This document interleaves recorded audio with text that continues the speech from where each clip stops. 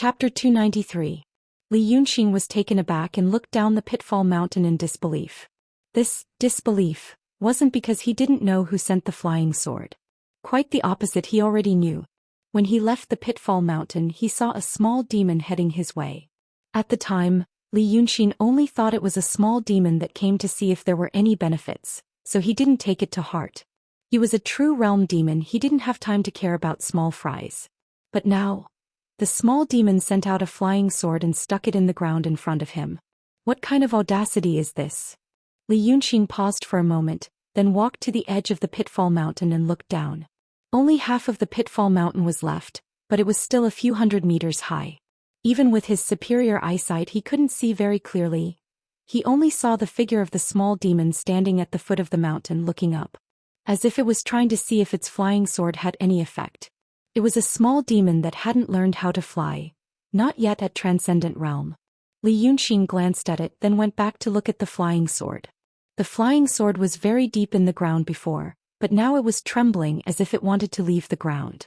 But it was stuck in the flat ground that Li Yunxing used to set up the formation. With a wave of his hand, he shaved off this piece of land and used his spiritual power to make the land firm and tough. Now that the flying sword was stuck in the ground, it would be hard to escape. Li Yunxing carefully looked at the sword and found it familiar. It was a thin sword, the blade was only 2 fingers wide. The shiny white blade didn't have any patterns, but it also wasn't rusted.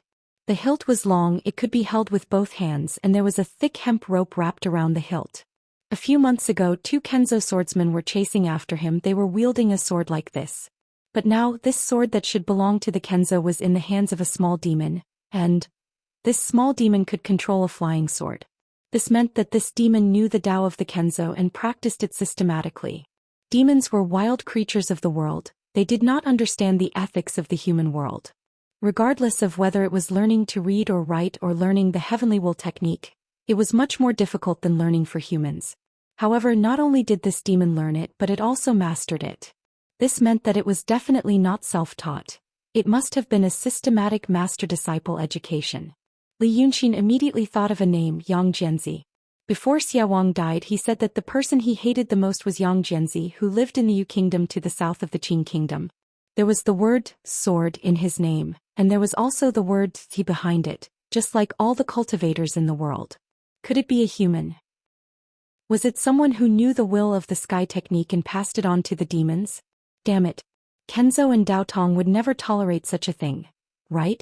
He had a sudden longing for the world in which he had lived. For example, what was happening right now? He was in the Qin Kingdom. Yang Jianzi was in the neighboring country of Yu, and he was a great demon king. A person of this level, such a distance, if he could use some kind of tool, he could casually type a few characters and search for a lot of relevant information. Perhaps he would even know what he looked like. But in this era, he really did not know anything. The people of this era, cultivators and demons, may have been used to this kind of life, but Li Yunxing always felt it was strange and inconceivable. Just like the people of this era, it was difficult for them to understand the frightening degree of information asymmetry as deeply as he did. He reached out and grabbed the sword on the top of the mountain and pulled it out. The thin sword vibrated even more violently in his hand, as if it was going out of control. Li Yunxing used his qi and spiritual power to flick the blade, creating a gap. The sword immediately stopped moving. Then, Li Yunxing jumped down from the pitfall mountain and flew for a while in the air, landing a few feet behind the small demon. The small demon's eyesight was not as good as his, and it could not see more than a few hundred meters away. Therefore, it was completely unaware that a true realm demon was eyeing it. Instead, it walked back and forth at the bottom of the mountain with its head raised, as if it saw that the flying sword had stopped moving and wanted to find a way up the mountain to take a look. This small demon had a strange appearance. It wore a green Taoist robe and looked like a human cultivator. But its head was not a human's but a dog's or a wolf's. Considering that it was a demon, it should be a wolf. Both of its legs were wolf's legs and its hands had 5 fingers, but they were covered with thick hair.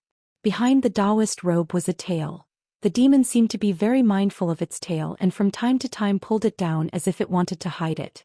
Li Yunxing stared at it for a while, then suddenly laughed. As he thought of a word. Pretending to be a dog. He was 2 feet behind the demon, holding the thin sword and laughing.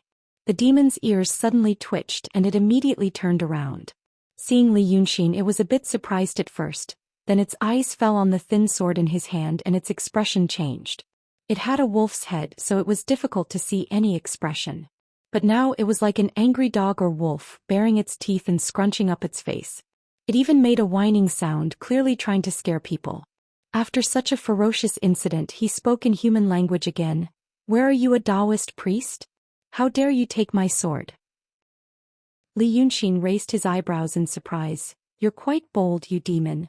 You think I'm a Taoist, so why don't you run? You haven't even reached the transcendent stage of cultivation. Aren't you afraid I'll kill you?" The demon laughed strangely. "You don't know what's good for you, you wild Taoist. Haven't you heard of the Sword Palace? I'm a Taoist of the Sword Palace, what can you do to me?" Li Yunxin immediately realized that this wolf demon had a history and identity, and not a demon from the Qin kingdom. Because from his tone, this Sword Palace had a history, but in the Qin kingdom, Li Yunxin had never heard of such a thing.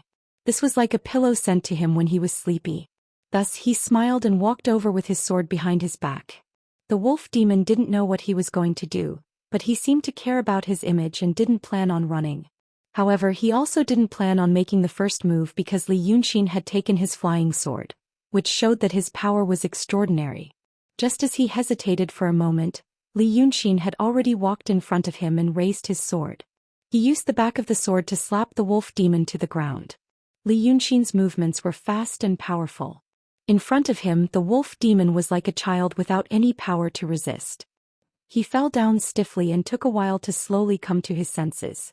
Just as he was about to jump up, with a clang, his thin sword was stabbed into the side of his face, almost cutting off his nose. Then he heard Li Yunxin say darkly, "Tell me about your sword palace."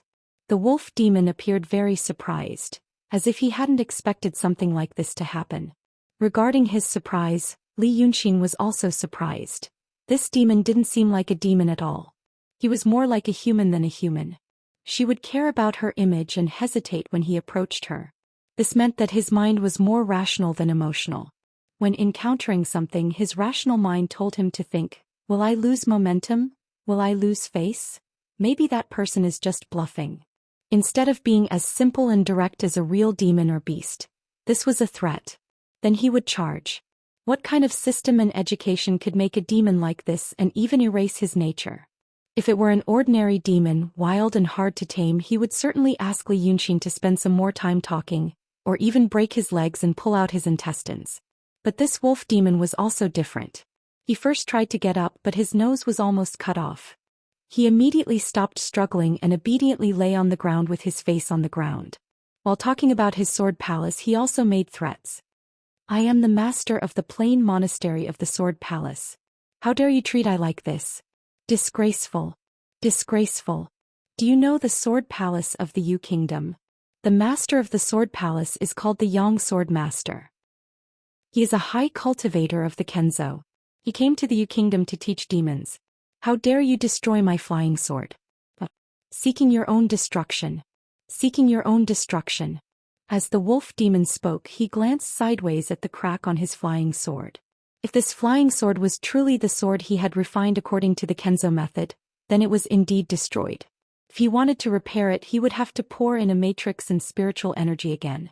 This wasn't something any cultivator could do. Although his words were angry, he seemed to know that Li Yunxin didn't talk much, but his actions were ruthless. He was a powerful character. Thus he still said, "The master of the Sword Palace was born of a sword seed, and his cultivation is mysterious. The power of the Sword Palace is greater. Ah, have you heard of the imperial advisor of the Qin Kingdom? Our master is the imperial advisor of the Qin Kingdom. How dare you destroy my flying sword? Unforgivable. Unforgivable." Speaking of this, Li Yunxin kicked him. "You are the master of the plain monastery of the Sword Palace. Where is the plain monastery? At the border between the Yu Kingdom and the Qin Kingdom?" The wolf demon chuckled. "Yes. There are hundreds of disciples in my monastery, and they will come to save me soon." Li Yunxin didn't pay attention to this kind of nonsense. He thought for a moment and asked, "So, since your master is the imperial advisor and the Sword Palace sounds powerful, then every city in the Yu Kingdom has your monastery?" The wolf demon nodded again. Yes. You have provoked me today, which is a big problem. If you know your mistake and can change, then return my flying sword. Perhaps I can be magnanimous and let bygones be bygones. The wolf demon seemed to like to use some mysterious words. This made his words sound even stranger. But Li Yunxin had already stepped on his body, not letting him turn around. He then organized his thoughts. From the details revealed by the wolf demon's words, the power of the sword palace seemed to be huge and strangely huge. Regardless of whether the wolf demon's statement that every city has a Taoist temple of the sword palace was true, based on the demon's behavior, Li Yunxin was inclined to believe it. Moreover, the young Jianzi who gave birth to the sword seed was the state preceptor of the state of Yu. As far as he knew, many countries had imperial advisors. This imperial advisor could be a real Daotong or Kenzo cultivator. Or he could be a famous wild Taoist in the country. For example, the imperial advisor of the Qin kingdom was a great painter. But if the imperial advisor of the Yu kingdom was Yang Jianzi, if he was a demon, the Daotong and Kenzo would not sit by and watch demons control a country. If he was a cultivator, the Daotong and Kenzo would not sit by and watch him teach demons. This matter was really strange. Li Yunxin originally wanted to kill one or two big demons and take something from them to make something for himself. But now the curiosity in his bones was overflowing again. He found that this Yang Jianzi of the Yu kingdom was a little interesting. Because of this mood, the feeling of oppression and uneasiness that arose after seeing the skeleton underground gradually dissipated. He was happy again, and even in a good mood he bent down and stared at the wolf demon's yellow eyes, asking kindly, "So what realm is your master in? Why did you come to the Pitfall Mountain?" The wolf demon saw him change his expression and was stunned for a moment. Then he felt that the other was timid after hearing his master's name, so he squinted his eyes and wrinkled his nose. "My master is a high cultivator in the real realm. Do you know? Why did I come here? Hehe. This evil king had a disagreement with my master in the early years. I heard that the Pitfall Mountain was destroyed by someone, and that even the evil king was dying, so I came to investigate. Now I know it's true.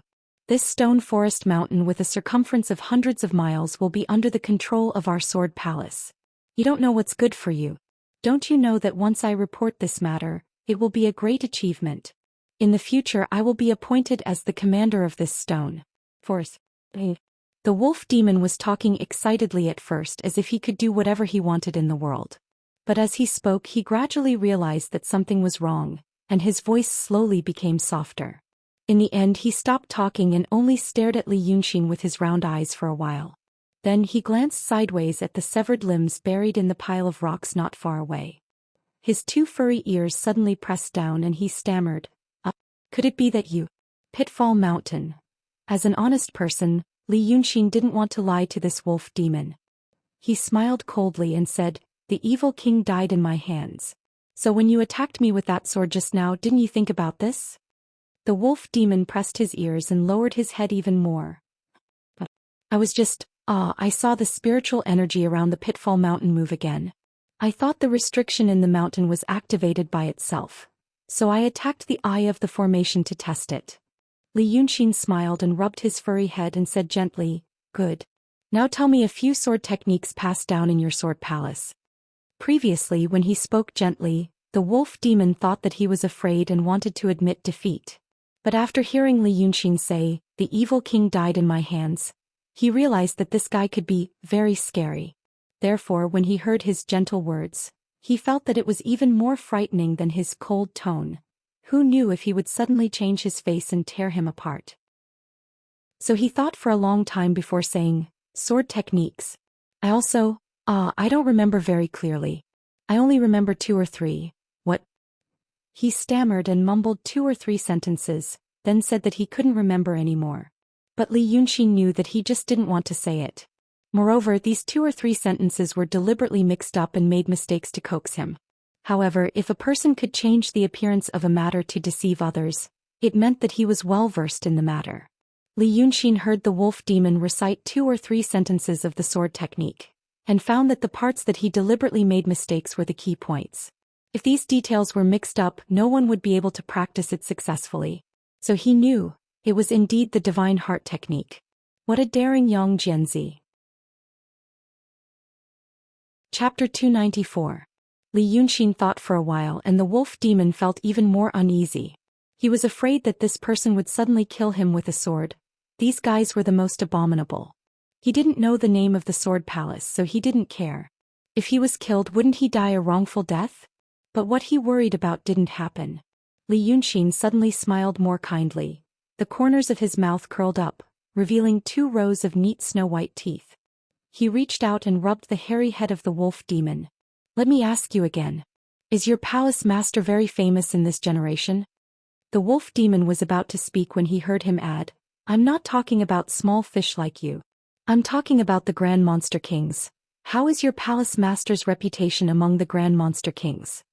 The wolf demon looked at Li Yunxin carefully and said, Of course, very famous. Which of the monster kings near the Yu kingdom doesn't respect my palace master? Then why haven't I heard of him?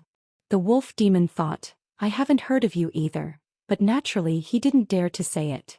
He only said, Probably because you are far away. My king, you are, Wei River Dragon King. Li Yunxin looked at him. Have you heard of Wei River Dragon King? The wolf demon thought for a while and widened his eyes. But soon he shook his head like a rattle drum.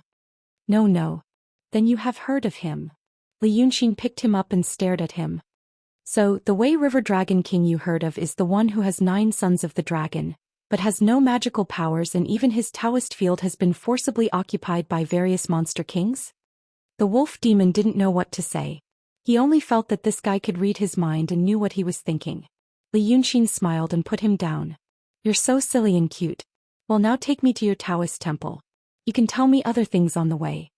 The wolf demon stared blankly for a while again. But Li Yunxin had already swept him up into the sky with a wave of her sleeve, and brought him flying south on a cloud and riding the fog.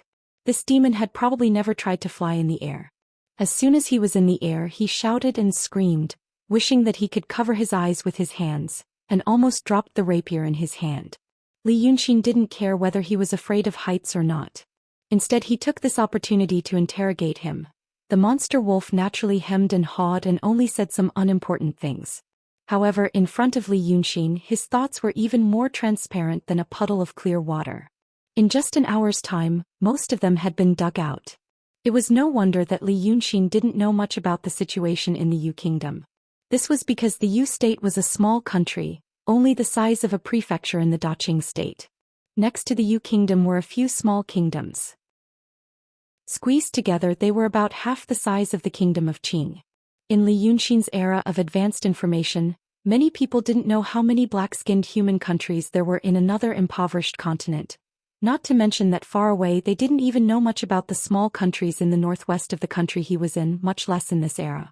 The Yu state was in the mountains and normally didn't have much contact with other countries. At this time, production was extremely underdeveloped, and they didn't need any international trade to be self-sufficient. So the monarch of the Yu state was even happier not to have contact with other people and only huddled in the mountains. The Yu state was poor and barren, and its products were not abundant. The strange things that happened in such a relatively isolated environment that surprised Li Yunxin could also be considered as something that happened for a reason. However, the reason might be a bit more complicated. For example, Yang Jianzi seemed to be the imperial advisor of the Yu state. As for whether he was a human or a demon, it wasn't clear. The information obtained from the wolf demon showed that he had already lived for 1,000 years. With this kind of lifespan, if he was a human cultivator, he should be close to the realm of indifference. But he clearly didn't have such a profound cultivation, and he seemed to be in the real realm. This meant that he was either a person with a unique method or a demon. In reality, the latter was more likely. And this Yang Jianzi seemed to be doing what Li Yunxin had originally planned to do. He gathered a large number of demons with low cultivation in the Yu state and established an organization called the Sword Palace. Yang Jianzi passed on the way of the sword, and wanted those demons to cultivate with him. Then he built Taoist temples in various places and had his disciples preside over them. They lived in human cities. This world was a place where humans and demons lived together. But the living together that Li Yunxin knew before was on a macro level. But in the Yu state, demons appeared in the marketplace and lived together with humans. From the wolf demon's description, they seemed to get along quite well. At least that was what the wolf demon called Wolf Taoist thought. Demons in the Yu state were originally the same as demons in other countries. Some showed their divinity in exchange for the power of wishes, and some ate humans and harmed people to confuse the world. But since they were incorporated into the Sword Palace 1,000 years ago, such things have been much less. Now, according to the Wolf Taoist's words, he was also a respected cultivator in the Rong city of the Yu state. Hearing this, Li Yunxin realized that things must be more complicated. Humans and demons lived in the same city, and they could live in harmony when the demons were powerful. Only a ghost would believe it. His original plan was to get a little wacken. A little was relative to the wacken needed for the Ling-Tu on his folding fan. When he was in Dongting, he got a lot of convenience because of this Ling-Tu, so he knew that it was really a good tool for strategizing. He really wanted to draw not only the surroundings of the city of Wei into the Ling-Tu, but also the entire Wei River Valley. If he wanted to be bolder and wilder, what if he wanted to include the whole world in it? But that was an unreachable goal after all. Things had to be done little by little. In the city of Wei, he used the power of wishes of millions of ghosts to form an array. At that time he was still in the transcendent state. Now he has become an immortal Zhenren. He may need less wacken to draw a Ling-Tu, but it is still far from what he can do alone. Reiki between heaven and earth is everywhere, but it is thin. If he wanted to use a trick, there was a cruel and brutal way to do it. Or he can use a lot of ghosts to form an array, or he can steal other people's wacken. Along the Wei River there are so many monster kings occupying the Taoist field that should belong to him, and he is ordered by Xinryu to recover the Wei River. In this kind of situation, there couldn't be a better opportunity than to start a massacre and seize by force and trickery. Xinryu will not restrict him at this critical moment, and Daotong Kenza will probably be happy to see the internal strife of demons. He is a free man for the time being. Therefore, when he heard that the master of the Sword Palace, Yang Jianzi, is powerful, he really wanted to meet him. Of course, the main purpose of this meeting is to kill him and refine his soul into wacken, so that the Ling-Tu on his fan can expand further. But now that he knows that Yang Jianzi has created a harmonious society between humans and demons in the state of Yu, his interest in him is not limited to killing him. A few days ago he said that he wants to create a little demon protection association to gather some small fries. But in the blink of an eye he found out that someone has already stolen his business, and it has been for more than 1,000 years. How can he tolerate this?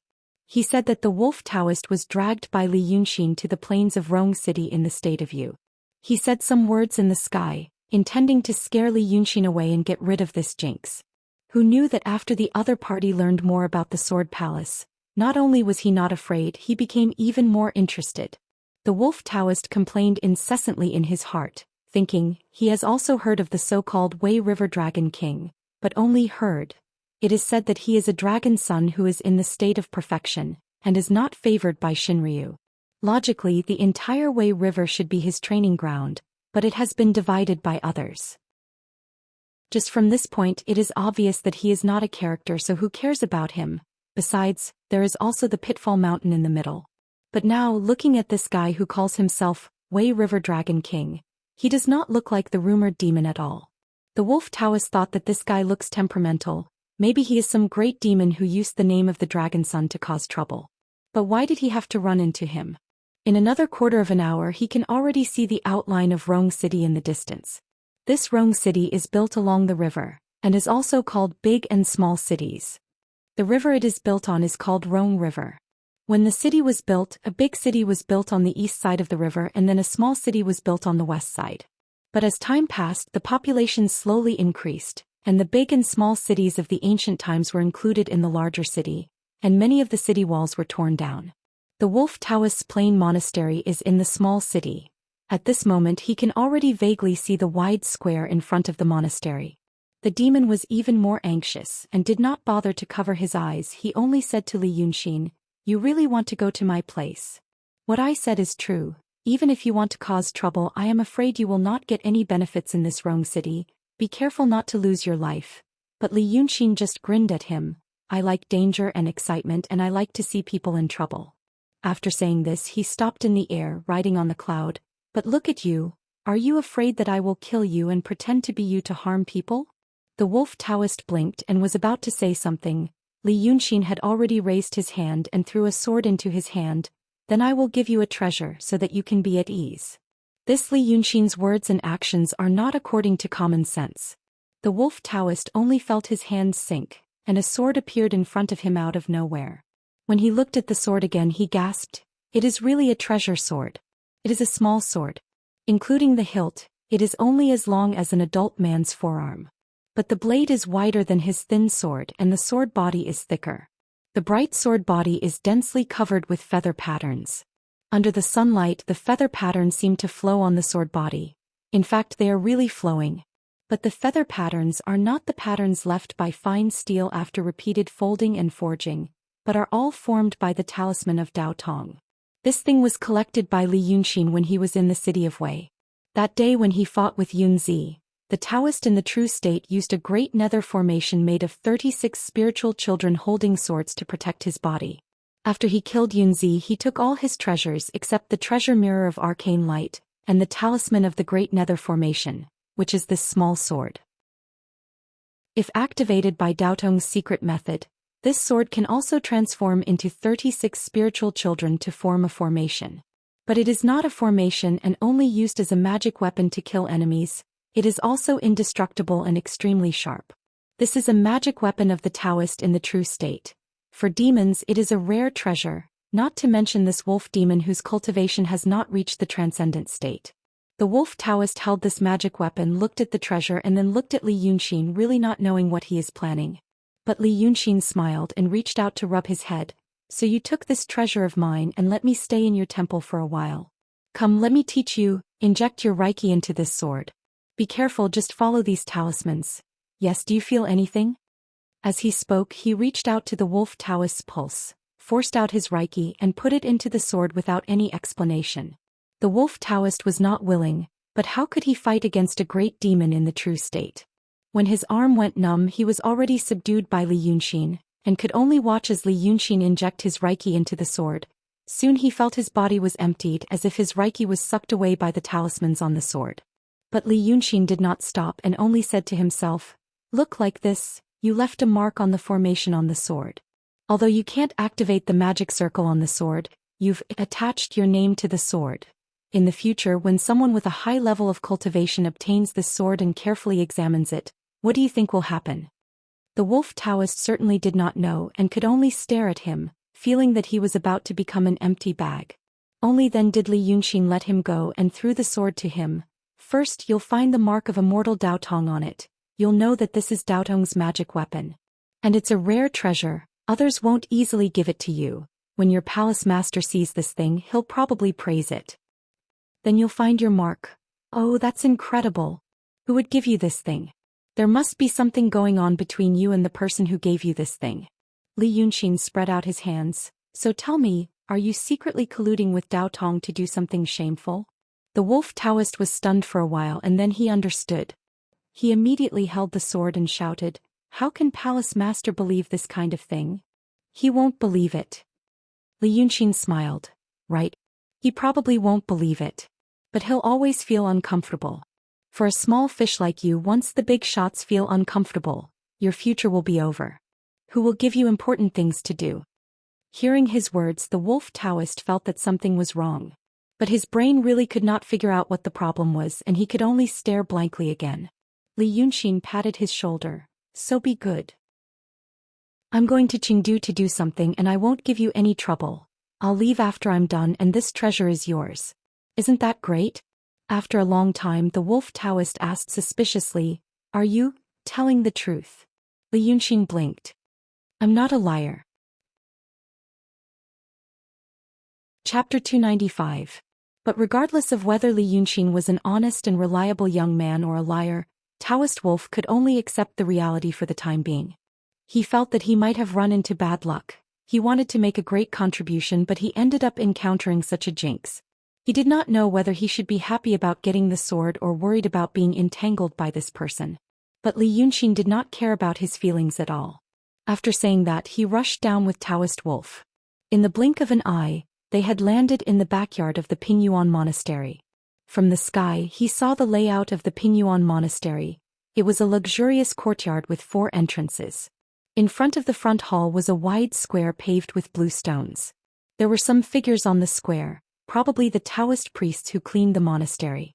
Behind the hall was a garden with flowers and trees, clean and refreshing. It was very similar to the courtyard of Lu Laodao's Dragon King Temple. Beyond that was the residence, which was piled up with sundries. Behind the residence was a small courtyard, which was covered by a dense canopy of trees. Li Yunxin and Taoist Wolf landed in this backyard. As soon as he stood still, he was slightly surprised. The backyard was actually a vegetable garden. There were vegetables growing in the garden. They were growing well and it was time to harvest them. There was a chicken coop in the south. Several hens with a flock of chicks were digging on the ground. Seeing the two of them land, they were startled and ran around the yard, flapping their wings and trying to climb up the wall. But the backyard's wall was high and they could not fly up. Li Yunxin turned to look at Taoist Wolf. Your families. Taoist Wolf was stunned. Ah, but soon he said. They're still young. If the king wants blood. As he said this, he squinted at the chickens in his yard, looking nervous again, as if he was afraid that Li Yunxin would grab one and tear it apart. But he guessed wrong about Li Yunxin's thoughts. Li Yunxin stared at his wolf face for a long time and frowned. Was this thing really a demon? A demon that grew vegetables and raised chickens in his backyard? Or could it be that the demons of the Yu Kingdom had really become so worldly? He harbored such doubts but did not voice them out.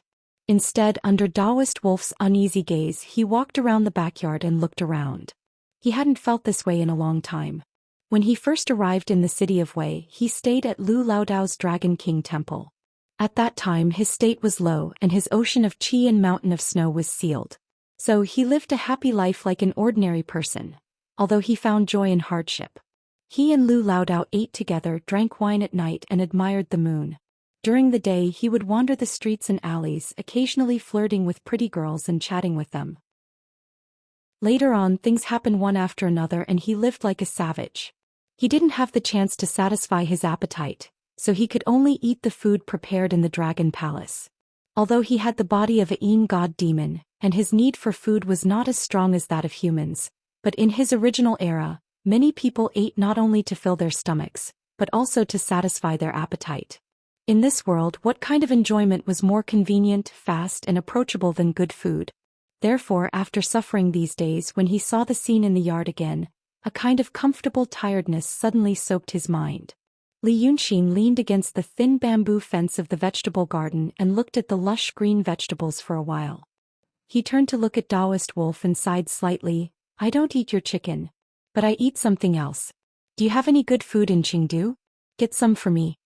Taoist Wolf didn't know if he had an illusion. This demon who called himself Wei River Dragon King suddenly had a gentle expression on his face. He really looked like a human. If he hadn't seen this person's means, he would have thought he was some rich young master living in Chengdu. But soon he shivered in his heart, thinking of the scene when he gave him the sword in the sky. Didn't he also have a gentle smile on his face? For a moment he was shocked, thinking that this guy might be up to no good again. He asked carefully, Your Majesty, what do you want to eat? 3 animals. Or fresh meat. I know there's a kind of pufferfish in Rong River, the meat is the most tender. After fishing it out alive and cutting open its belly, Li Yunxin frowned. You mean in Chengdu you don't have crystal pork trotters, white sauce, vegetable oil, fried 3 shreds, spicy beef, tofu with shrimp, drunken meatballs, braised cold mushrooms and so on. Taoist Wolf was stunned for a while, staring with a pair of yellow eyes. Yes. Then eat these. Li Yunxin took 2 steps. Are there any good restaurants in the city? Take me there. I can also see your world of humans and demons on the way. Taoist Wolf seemed to be still in a daze. After thinking for a while he said blankly, Mu Nanju. Li Yunxin's eyes lit up. Does your country also have this? Then he laughed. Let's go. He took a few steps to the front yard, then suddenly stopped. He stared at Taoist Wolf with bright eyes. Oh, this is your territory. So I'm warning you in advance, don't cause trouble. He turned his hand and took out a small bell from his sleeve, holding it up for Taoist Wolf to see. Look at this. It's refined from a living soul, a vicious method. If you raise your hand and touch it, you'll directly poke its soul, causing unbearable pain. Then he laughed and pointed at Taoist Wolf. You're naughty, so I'll also refine you into this bell. Old Wolf hurriedly shrunk his head, chanting a peace incantation in his heart. hoping that this jinx would quickly finish his business and leave. Li Yunxin walked in front with his hands clasped behind his back, like a master, while Old Wolf led him from the side like a cautious attendant. They first passed through the middle hall of the house. There was nothing special here, just like an ordinary house. He saw 2 praying mats, probably used by the wolf demon to meditate and exhale. After passing the front yard and entering the middle hall, he saw a statue of a female deity in the hall. There was no memorial tablet in front of it, so he couldn't tell what kind of deity it was. There were also 2 demons in the hall, also with wolf or dog heads, wearing short green clothes, fiddling with the candles on the table in front of the deity statue. Seeing Li Yunxin, Taoist wolf was stunned. He hurriedly waved his hand at them. Back off, back off. The 2 demons shrunk their heads, turned around and walked into the side hall. They also looked like little Taoist children in ordinary Taoist temples. So he walked to the door of the front hall, stood under the corridor and looked at the square. There were also more than 10 demons in the square, but they weren't all wolf or dog-headed demons. There was a pig-headed demon among them. The other one had orange-yellow fur. Looking at its face, it was actually half a fox. These demons were either practicing their martial arts or sweeping the courtyard. They were wearing short green clothes and basking in the sun, looking somewhat lazy and otherworldly. Li Yunxin stood and watched for a while, then turned his head and asked, "Where did these demons come from?" There weren't many demons of Yin deity in this world, compared to humans. It was rare to see 1 or 2 demons in a big city like the city of Wei, which had a population of hundreds of thousands. If there were 5 or 6 of them in the wilderness within 100 miles, it would be a disaster. But there were more than 10 half-human-shaped demons in the Pingyuan Temple of Qingdu. It was really strange. Taoist Wolf thought for a while, then said, "Many of them came to join because of its reputation. If there are those who came to join us, we will take them in and teach them how to control their wild nature." "Oh," Li Yunxin faintly said, not knowing whether to believe it or not. After watching for a while, he continued walking. He went straight through the crowd of demons. Like before, Taoist Wolf ordered the demons with demon aura to retreat. But Li Yunxin noticed that some demons looked at him fiercely, as if Taoist Wolf hadn't taught them well. Just like this, he walked out of the Pingyuan Temple and into the streets of Qingdu. It might not be appropriate to call it a street. At this time, the streets were only small alleys in Li Yunxin's eyes. The few main streets in the city of Wei were barely acceptable to him, but in Qingdu they could already be called narrow.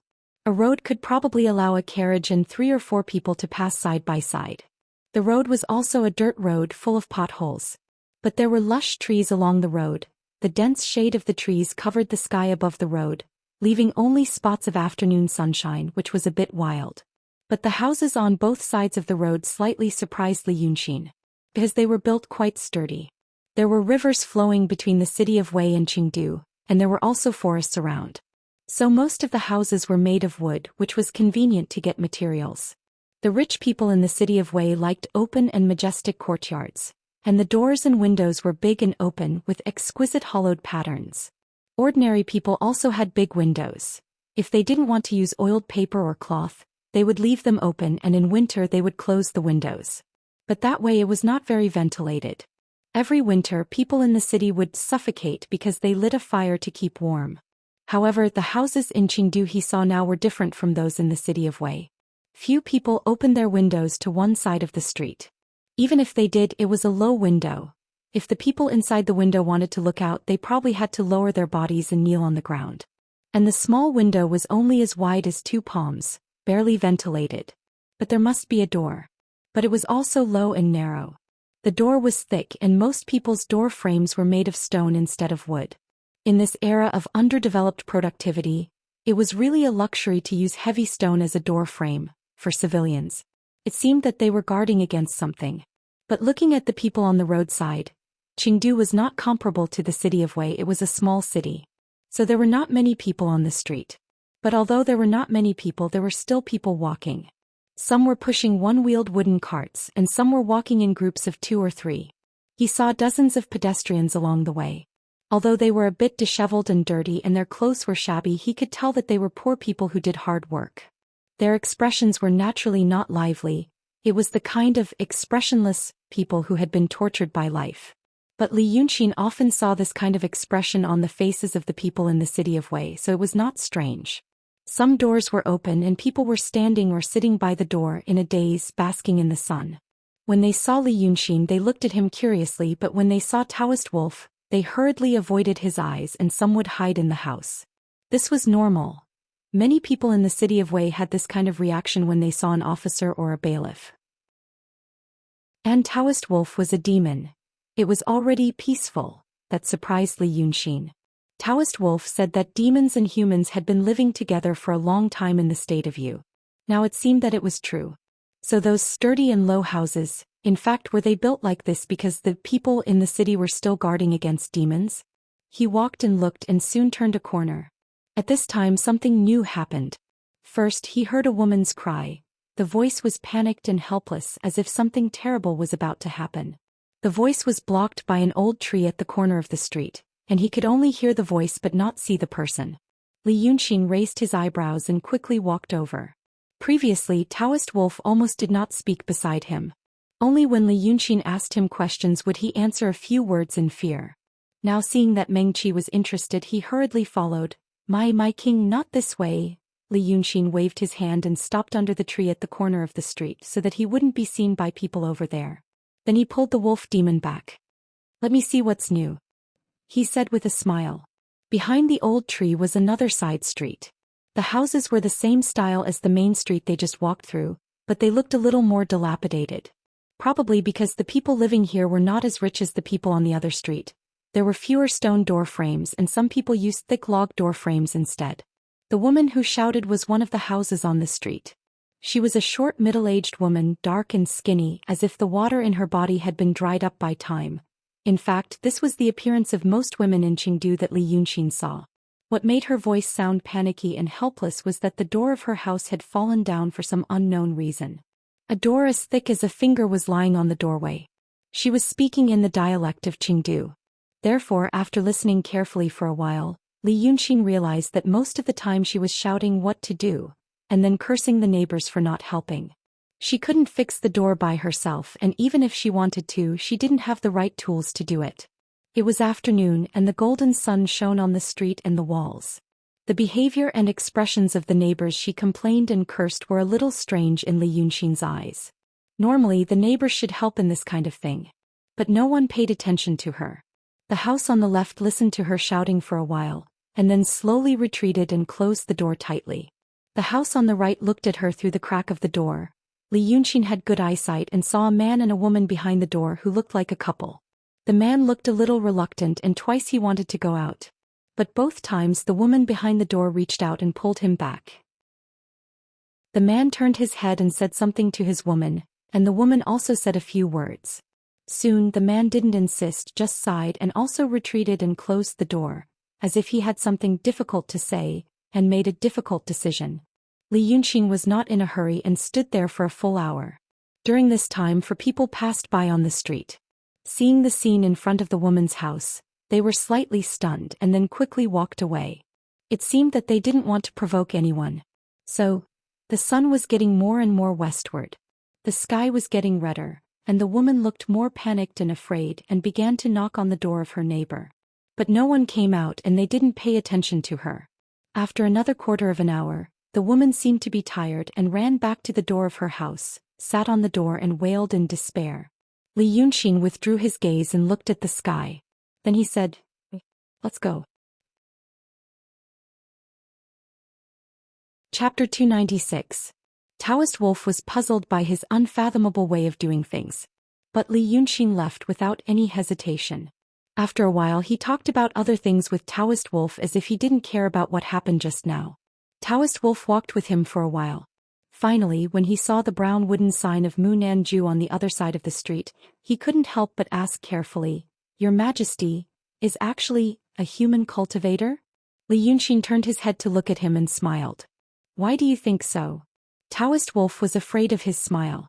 It looked gentle and harmless, but it was hard to guess what he was thinking. He didn't know if it was a real smile or a sneer hidden under the skin. As he looked at Li Yunxin's face, he said carefully, "You speak like a human and you have a human cultivator's magic weapon. You don't look like a demon." Li Yunxin looked at him. "I don't think you look like a demon either. After all, you are a demon from somewhere else."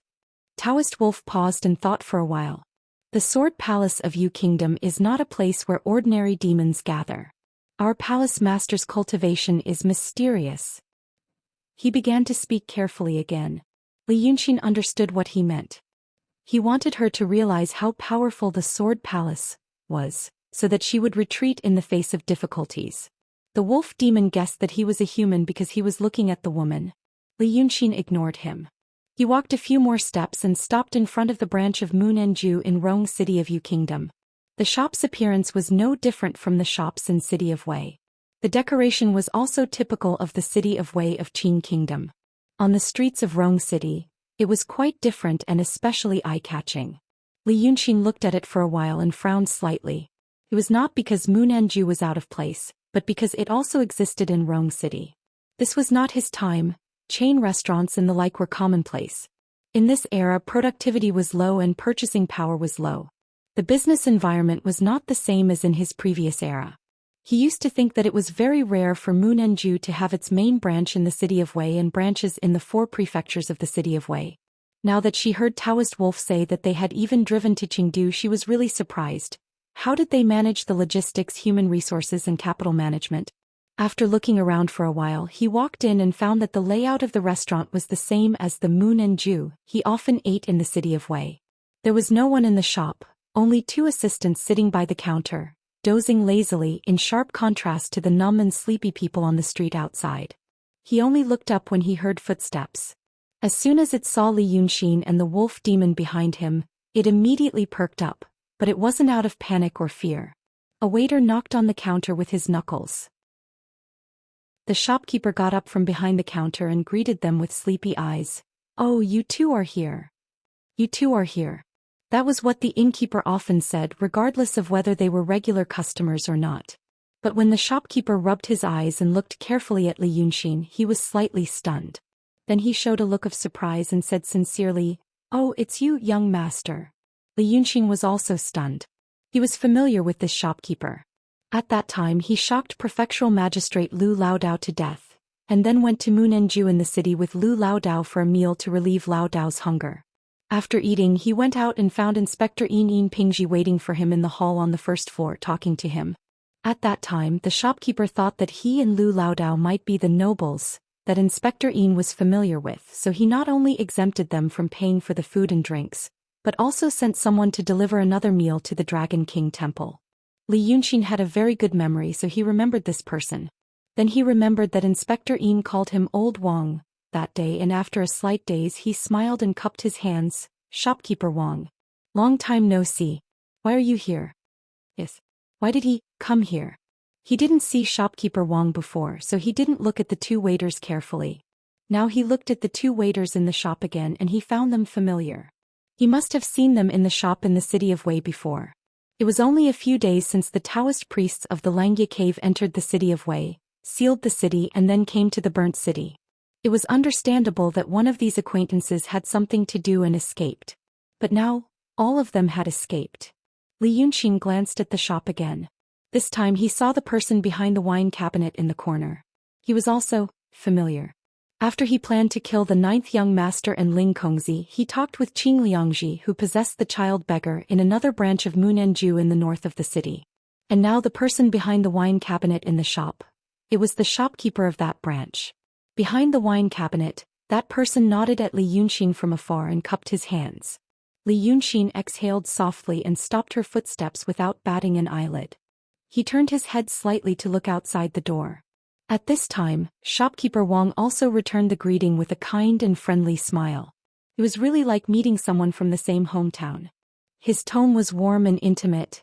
"Thanks to you, these people in the city just happened to go to the main shop to check the accounts a few days ago. That's why they escaped. When they came back to take a look, wow, the fire was terrifying. Where else could they go? If they went to the north, they might encounter more disasters. Coincidentally, this shop here is short of manpower, so they all came here. Thanks to Taoist Wolf for taking care of them." After saying this, he cupped his hands to the Taoist Wolf. The wolf demon looked at shopkeeper Wang, then at Li Yunxin and remained silent. Li Yunxin thought for a while and slowly walked to a table near the window. He lifted his clothes and sat down. He looked at shopkeeper Wang with a smile. Where is your main shop? In the capital. The capital of our Daqing state. As shopkeeper Wang spoke, he ordered the waiter to prepare wine and dishes. He named more than 10 dishes in one breath. Li Yunqing realized that they were all the dishes he and Lu Laodao had ordered the other day. Then the shopkeeper came over and invited the silent Taoist wolf to take a seat. He also sat down and accompanied him. Those days the waterway from the capital to the city of Wei was not safe. I happened to come here to do something, so I took a detour. It was a blessing. Li Yunqing was silent for a while and said, "Since your business is so big, you seem to have branches everywhere?" Shopkeeper Wang smiled proudly. "Yes. Every big and famous city has a branch of our Munenju." At this time the first dish was served. Stir-fried pork with hibiscus and a pot of Munan chun. Li Yunqing liked to eat this when he lived in the Dragon King temple. But now he only looked and did not eat. The shopkeeper looked at him and picked up the chopsticks. "This is a branch in Chengdu, but the taste is not bad." "Look." He apologized, picked up a piece and ate it. Then he put down the chopsticks and wiped his beard. "It's not bad at all." Li Yunqing poured himself a cup of wine. He pinched it with his fingers and smelled it before drinking it. "Who is the shopkeeper?" Shopkeeper Wang smiled. "Our head shopkeeper is a heroine. Her surname is Hua and her name is Munan. Munanju is named after her." "Good." Li Yunqing only said this one word and did not say anything else. Shopkeeper Wang sat for a while and said a few words to Taoist Wolf. Then he stood up, cupped his hands and returned to the back of the counter. It seemed that he was going to sleep again. Taoist Wolf blinked and looked at Li Yunqing, who was sitting by the window and bathing in the sunset. Who are these people?" Li Yunqing suddenly frowned and asked him. Demon Wolf was stunned. "Just like what he said?" Li Yunqing looked at him. "There was originally a branch here and then this group of people came here and then you allowed them to stay in the city?" "Yes." Demon Wolf answered hesitantly. "The branch in Chengdu has a history of more than 100 years. Oh, at that time I didn't even have spiritual intelligence. This Munenju. When I came here I met the palace lord. The palace lord said that he also likes the taste here, so no one dared to touch them." At this point he suddenly stopped talking. It seemed that he was afraid that he would say something wrong. Seeing that Li Yunqing did not intend to ask further, he asked carefully, "Your Majesty, is he really a human cultivator?" He previously suspected that Li Yunqing was a human cultivator. Now that he heard that Meng Qi knew this person from Munenju in the city of Wei, he felt that his speculation was closer. However, when it came to Li Yunqing, the wolf Taoist didn't seem to think there was anything strange about these people from Munenju. Maybe it was because of what he said, that the palace lord of the Sword Palace thought highly of this Munenju for some reason. As for the other demons, they didn't need to know why. They only needed to know how. But on the other hand, the people of the branch in the city of Wei happened to come out, which could be explained by extreme coincidence and good luck. But then the shopkeeper remembered him. Not only did he remember him, but he also remembered the food and wine he ordered a long time ago. This could not be explained by coincidence or good eyesight. Shopkeeper Wang almost said to Li Yunqing, "I pay a lot of attention to you and it's an unusual attention." Li Yunqing squinted his eyes and thought for a while. Then he didn't say anything, nor did he answer the wolf Taoist. Now the wolf Taoist was even more perturbed. He turned to look out of the window. Autumn began half a month ago. Now it was only a dozen days before the weather turned cold and the days were much shorter. At this time the sun slowly set beside the mountain and the last afterglow shone down. The wolf Taoist looked a little impatient, but he didn't dare to urge Li Yunqing. The dishes of Munenju were served like water and soon the table was full. In the end, Li Yunqing frowned at the table full of dishes. Shopkeeper Wang took a nap behind the counter, and when he came out again he found that Li Yunqing just held the dishes without eating, so he came over to ask politely. Li Yunqing raised his hand and pointed at a plate in front of him. "What's this?"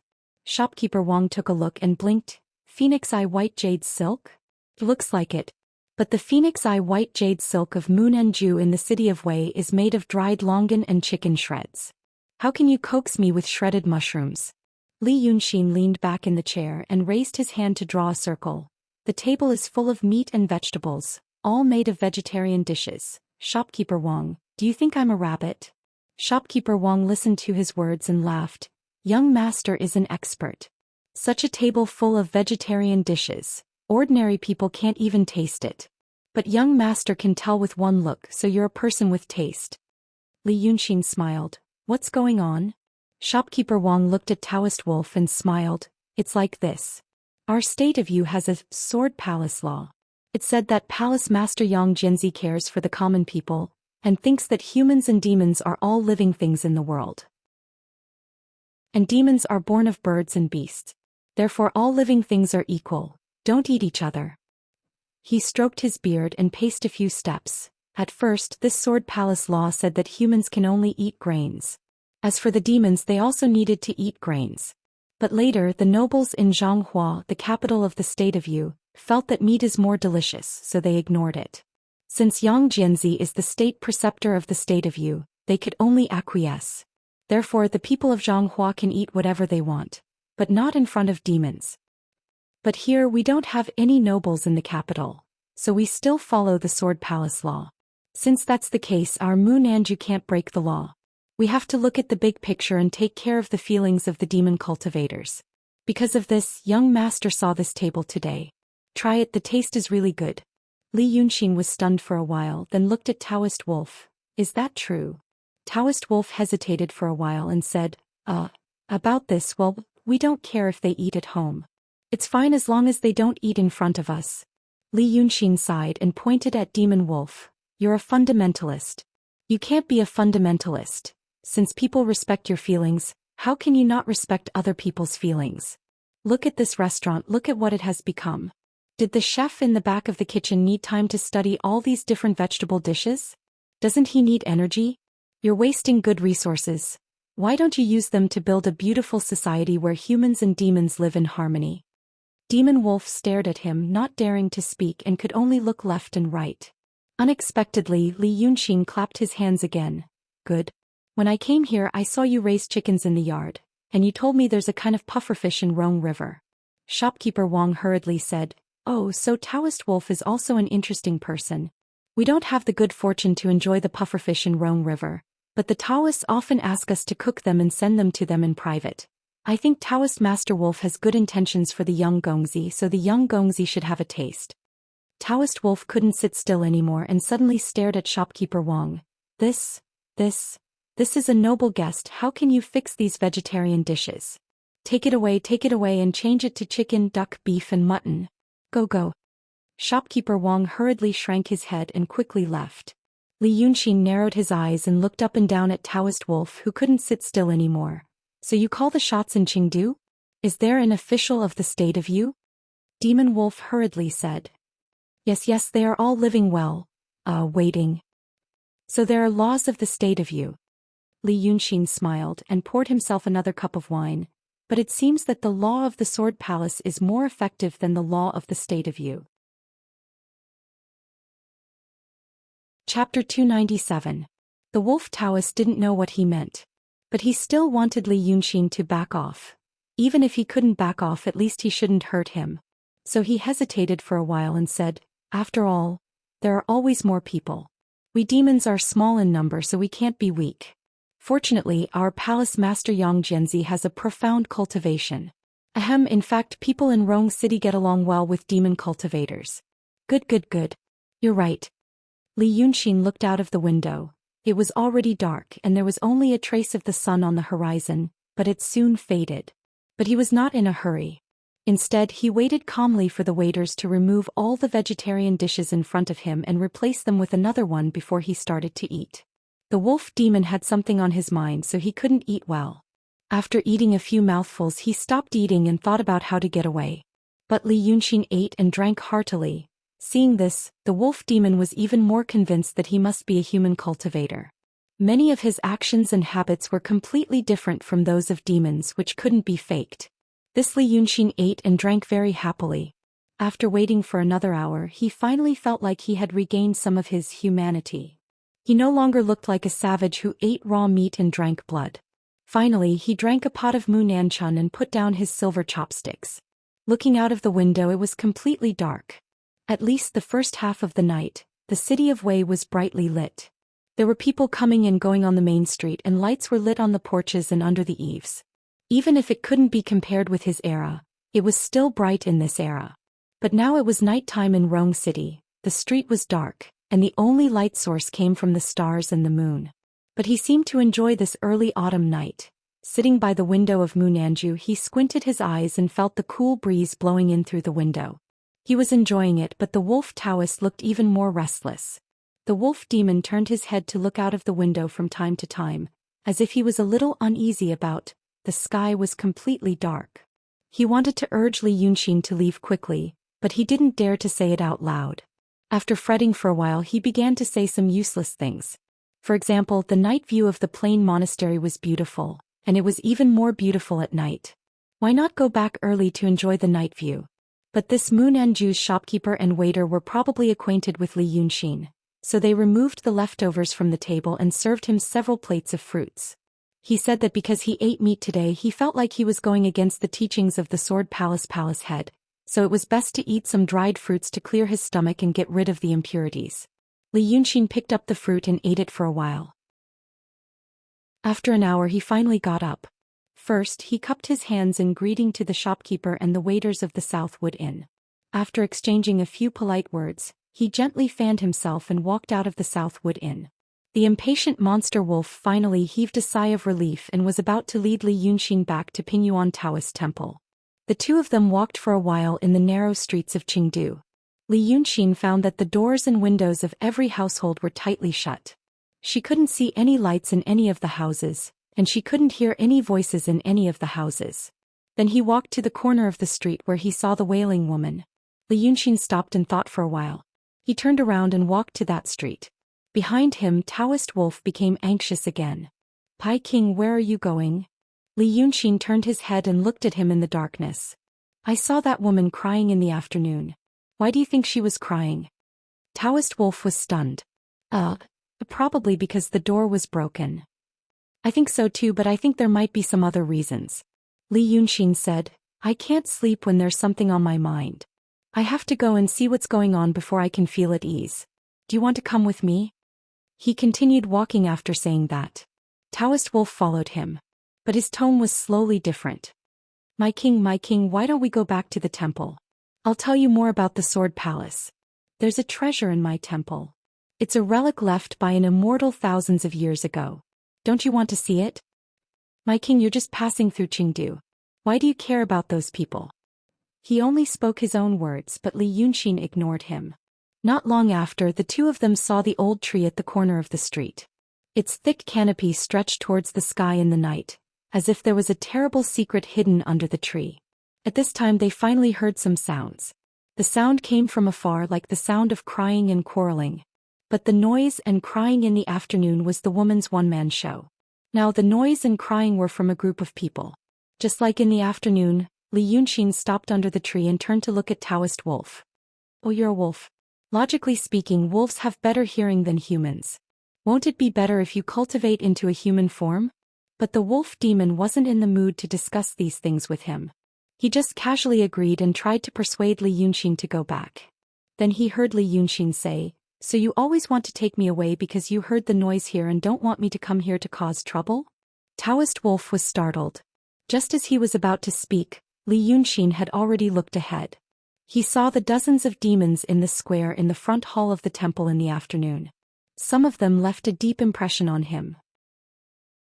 Because when they saw him and Taoist Wolf walking past, they looked angry as if they didn't accept Taoist Wolf's authority. There were differences in the appearances of humans, and the wolf heads of these demonic wolves were also different in appearance. For example, some had longer kisses, some had wider eyes, and some had narrower heads. Li Yunxin remembered 3 of them. One had a tuft of white hair on its forehead, one had long and thin eyes, and the last one had a square mouth and a wide nose. It looked more like a bear's kiss than a wolf's. Now these demons were surrounding the door of the house of the widow who had cried in the afternoon. 3 small demons held torches in their hands, illuminating the front wall of the low house. The rest of them formed a semicircle around the house, as if they were guarding against something.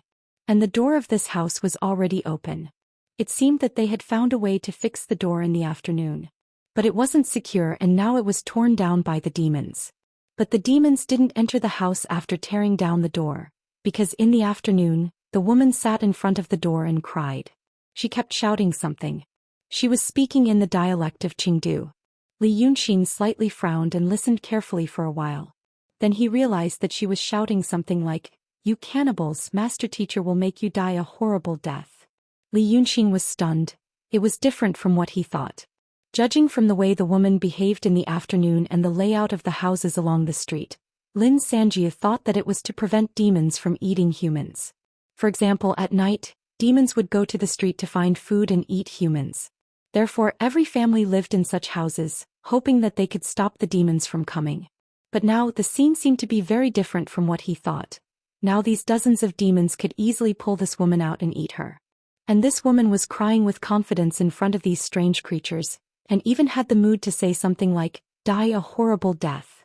This was not the reaction of ordinary people when they saw demons. His deduction was wrong. Chapter 298. So he stopped talking and continued to watch the scene with a frown. Thus, he gradually discovered some strange things. For example, although the demons looked evil, they didn't really hurt the woman. They just pulled down the door and stood outside to listen to the woman's curses. Besides, the woman was crying pitifully during the day and now she was shouting loudly. But there was no fear in her voice as Li Yunxin imagined. It was more like she was anxious and helpless. There was a doorway between the two sides. The woman was inside the door and the demons were outside. Li Yunxin suddenly thought of something and turned to look at Taoist Wolf. "Can't your demons enter the house?" In his previous world there was a legend. Vampires could only enter a house if they were invited. Otherwise, there would be a powerful force that prevented them from stepping into a stranger's house. Li Yunxin didn't know if there was a similar rule in Qingdu. If there was, who would supervise it? He had only asked this question subconsciously. But unexpectedly, Taoist Wolf showed a hint of surprise in his eyes. He hesitated for a while and nodded. "Your Majesty also knows about this?" It would be strange if he knew. Li Yunxin was startled. He didn't expect there to be such a rule. He took 2 steps forward in the darkness under the tree so that he could see the scene in front of him more clearly. Then he said, "Then who will supervise it?" After a while he heard Taoist Wolf behind him say, "Ah." Li Yunxin sighed slightly. He didn't know whether this wolf demon was stupid or he was used to dealing with smart people like Lu Laodao. He asked again, for example them today or you. What can I do if I suddenly decide to break into the house?" He looked at the dozens of demons in front of the woman's door. They were obviously gnashing their teeth as if they wanted to rush into the door and do something bad, but no one dared to move. Li Yunxin felt that they were afraid of someone or something. Could it be that there was some powerful force or organization in Qingdu that was keeping these demons in check? However, Taoist Wolf quickly gave him an answer. "So, you've revealed your true colors?" Li Yunxin was stunned and turned to look at Taoist Wolf. "What do you mean?" The demonic wolf blinked. "I've shown my true form. Does the king not know the rules in our Qingdu?" Li Yunxin looked at the woman. Seeing that they were still in a deadlock and the woman was still shouting, he decided to ignore them for the time being. Instead, he walked to Taoist Wolf's side and asked seriously, "Tell me in detail." Logically speaking, this Taoist Wolf was the de facto city lord of Qingdu. Even if he was not considered vicious and cruel, he should not be a kind and amiable person. But now that he had met Li Yunxin, he already knew that Li Yunxin's cultivation level was far above his, and he had even stuffed a sword into his mouth, leaving a handle on him. Furthermore, he felt that this fellow was extremely strange. Taoist Wolf had been cultivating for more than 100 years. It was not a particularly long time for demons and cultivators, but it was considered a long life in the human world. As a result, he had seen a lot of people and things. But now, looking at Li Yunxin, he said he was a vicious enemy, but he did not do anything evil after coming to Qingdu.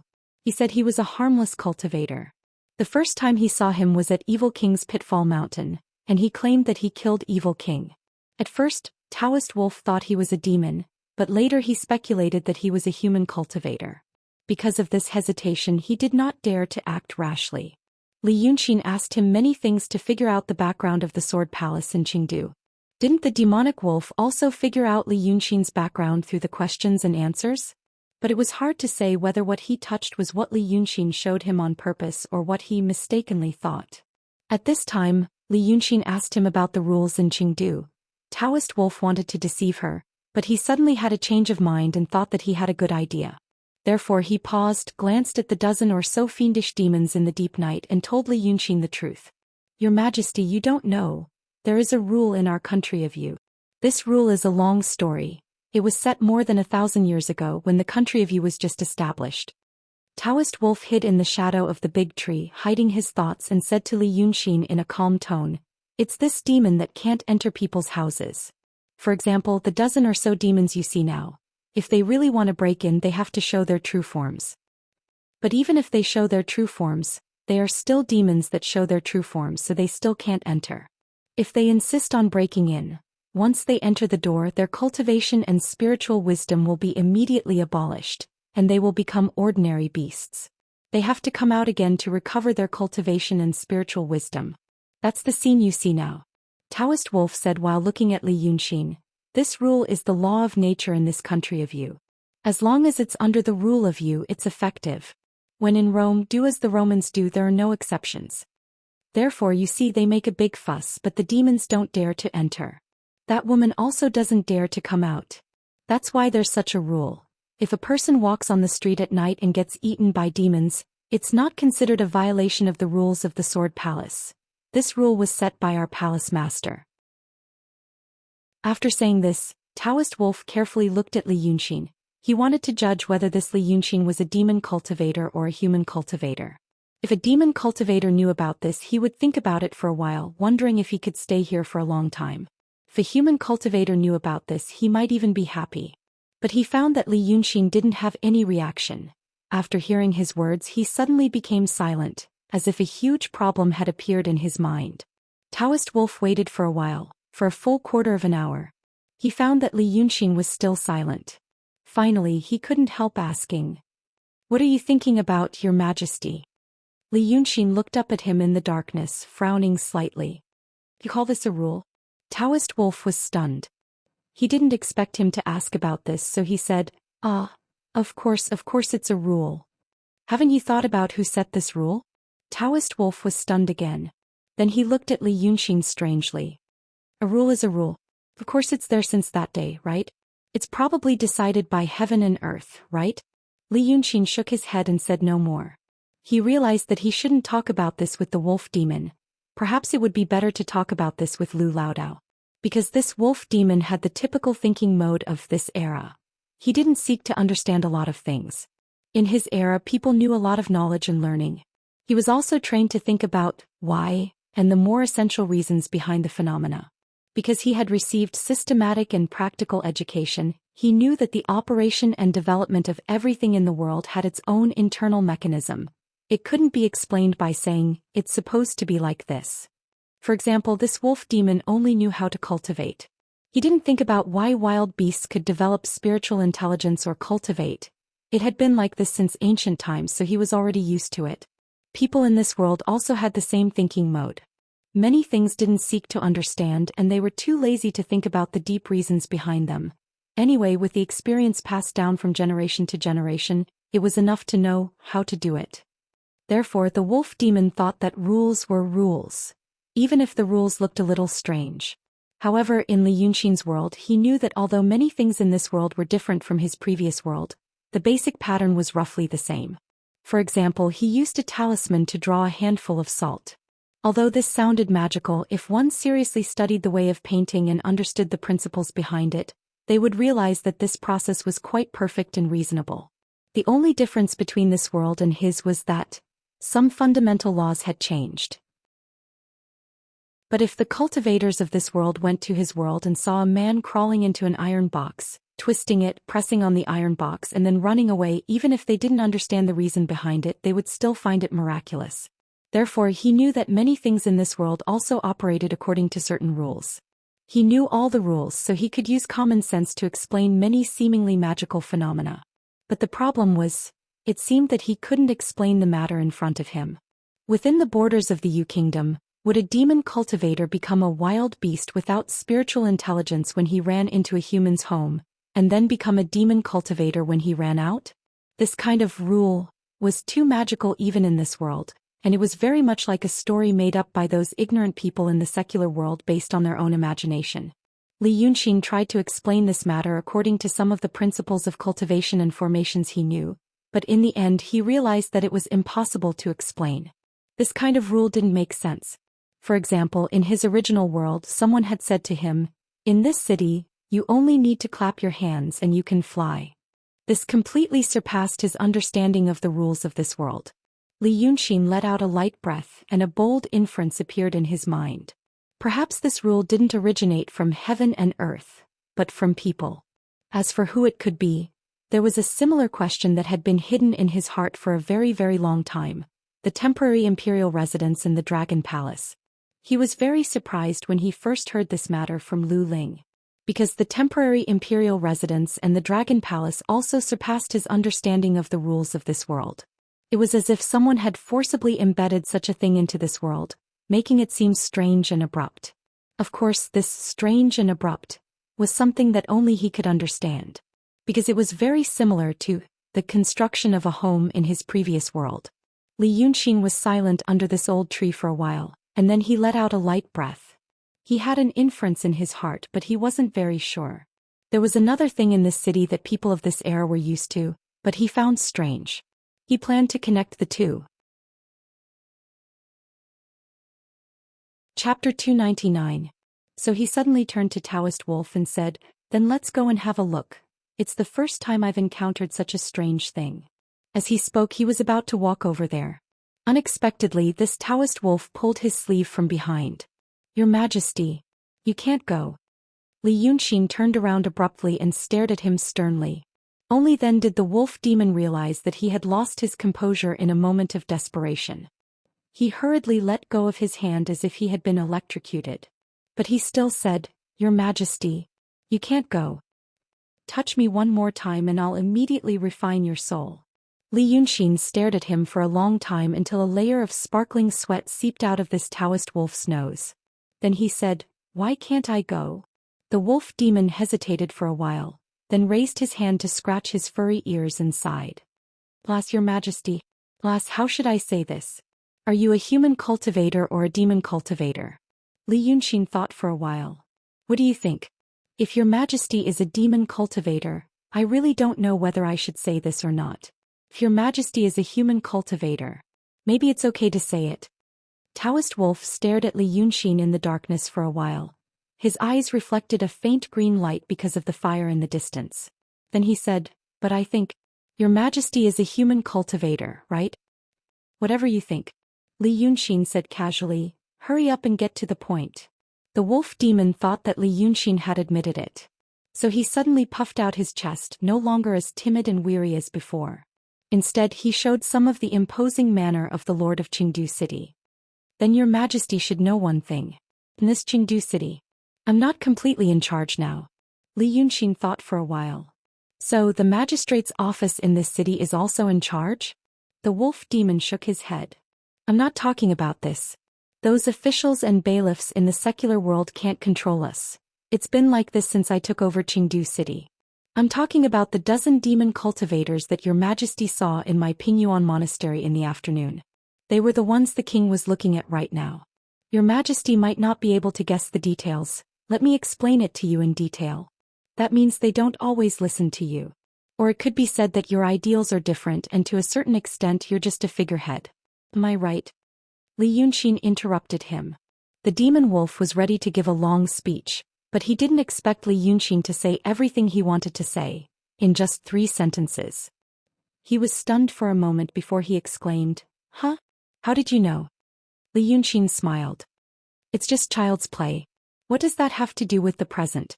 Taoist Wolf sighed and said, "Your Majesty only knows one side and not the other.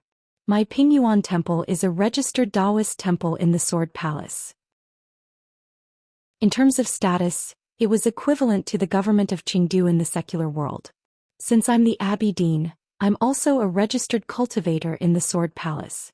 Logically speaking, the dozen or so demon cultivators in my monastery should be under my control and listen to my orders. In the end, they completely ignored me and only did superficial things. Your Majesty, do you know why?" Li Yunxin didn't say anything. Taoist Wolf didn't expect him to answer, so he continued, "Previously in Southwood Inn, The shopkeeper told your majesty about the sword palace's rules. Alas, this kind of thing should have been slowly eased. Your majesty is a human cultivator, and after hearing about this, you must think that I'm bullying these people in Chengdu, but you don't know that I don't care about them.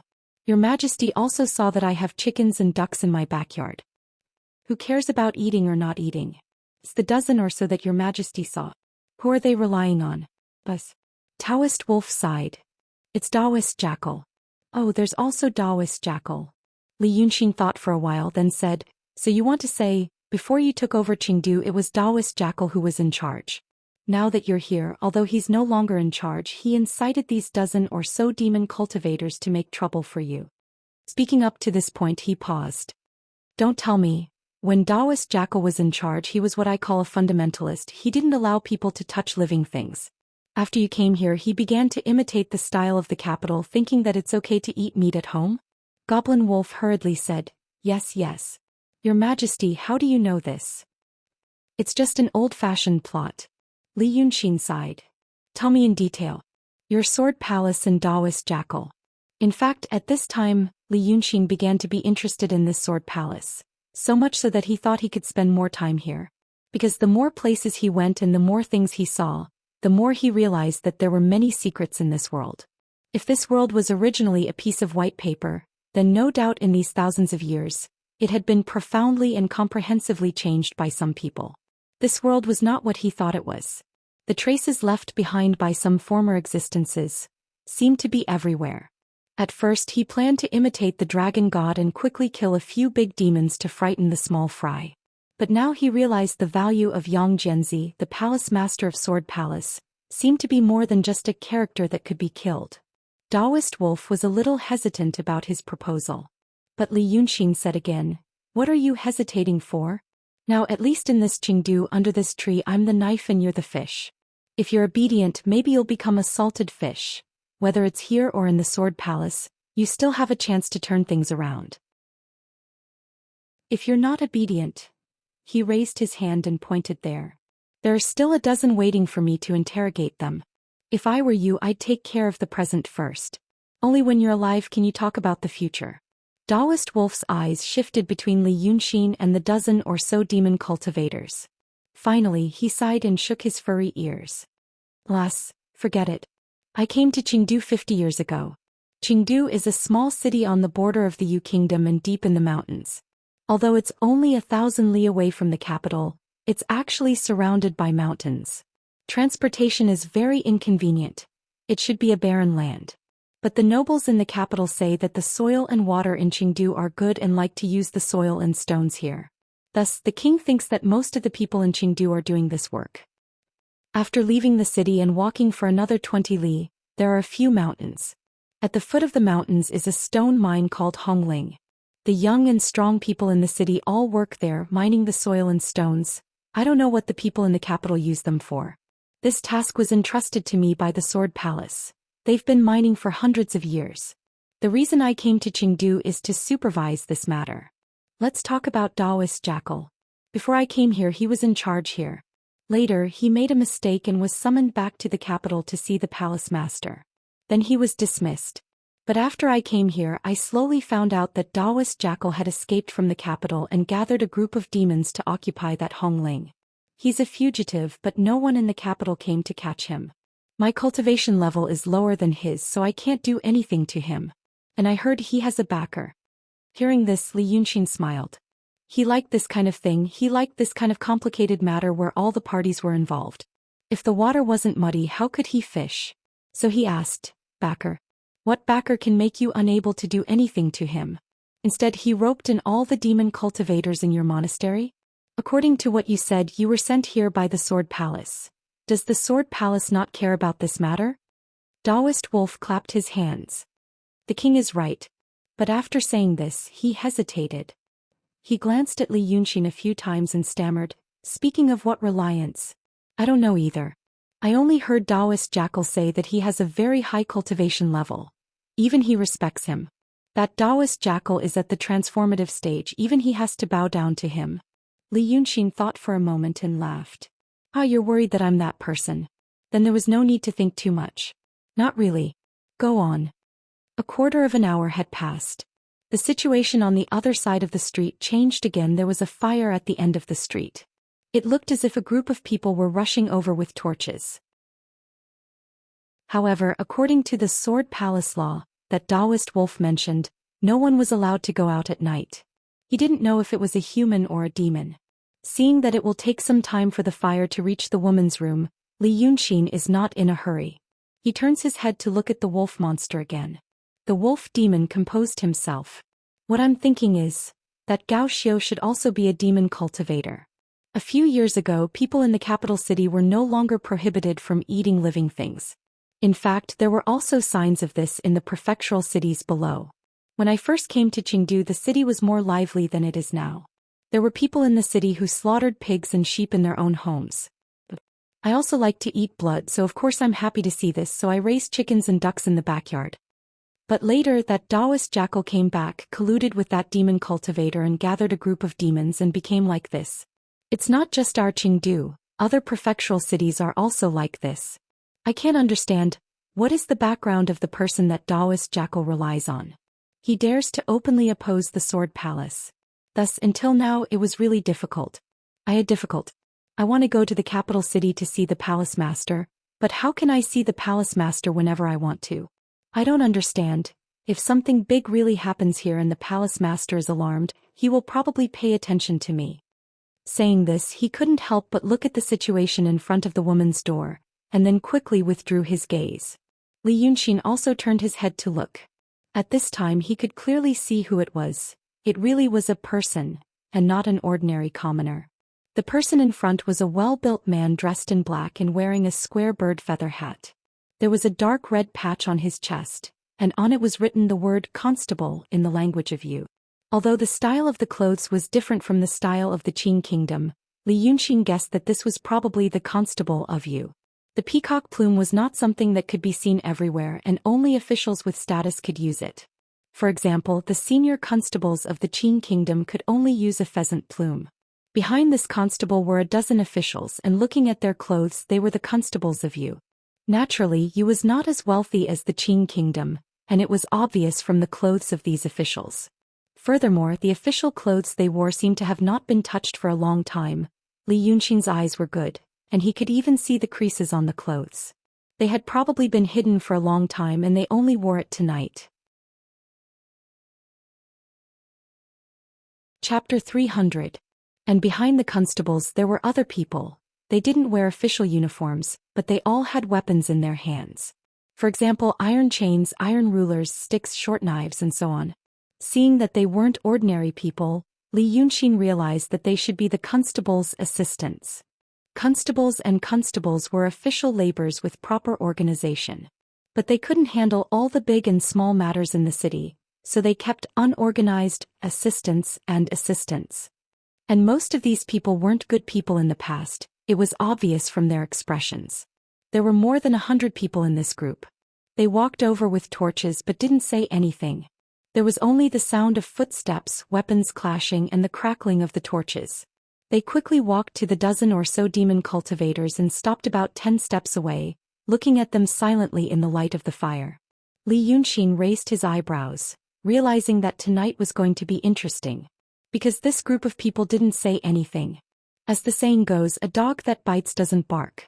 If this group of people came over noisily, they would probably be trying to scare the other party away with their presence. But now they didn't say a word, so they obviously had a very clear purpose. Or maybe they were still full of anger. Xianxia looked at the wolf Taoist beside him.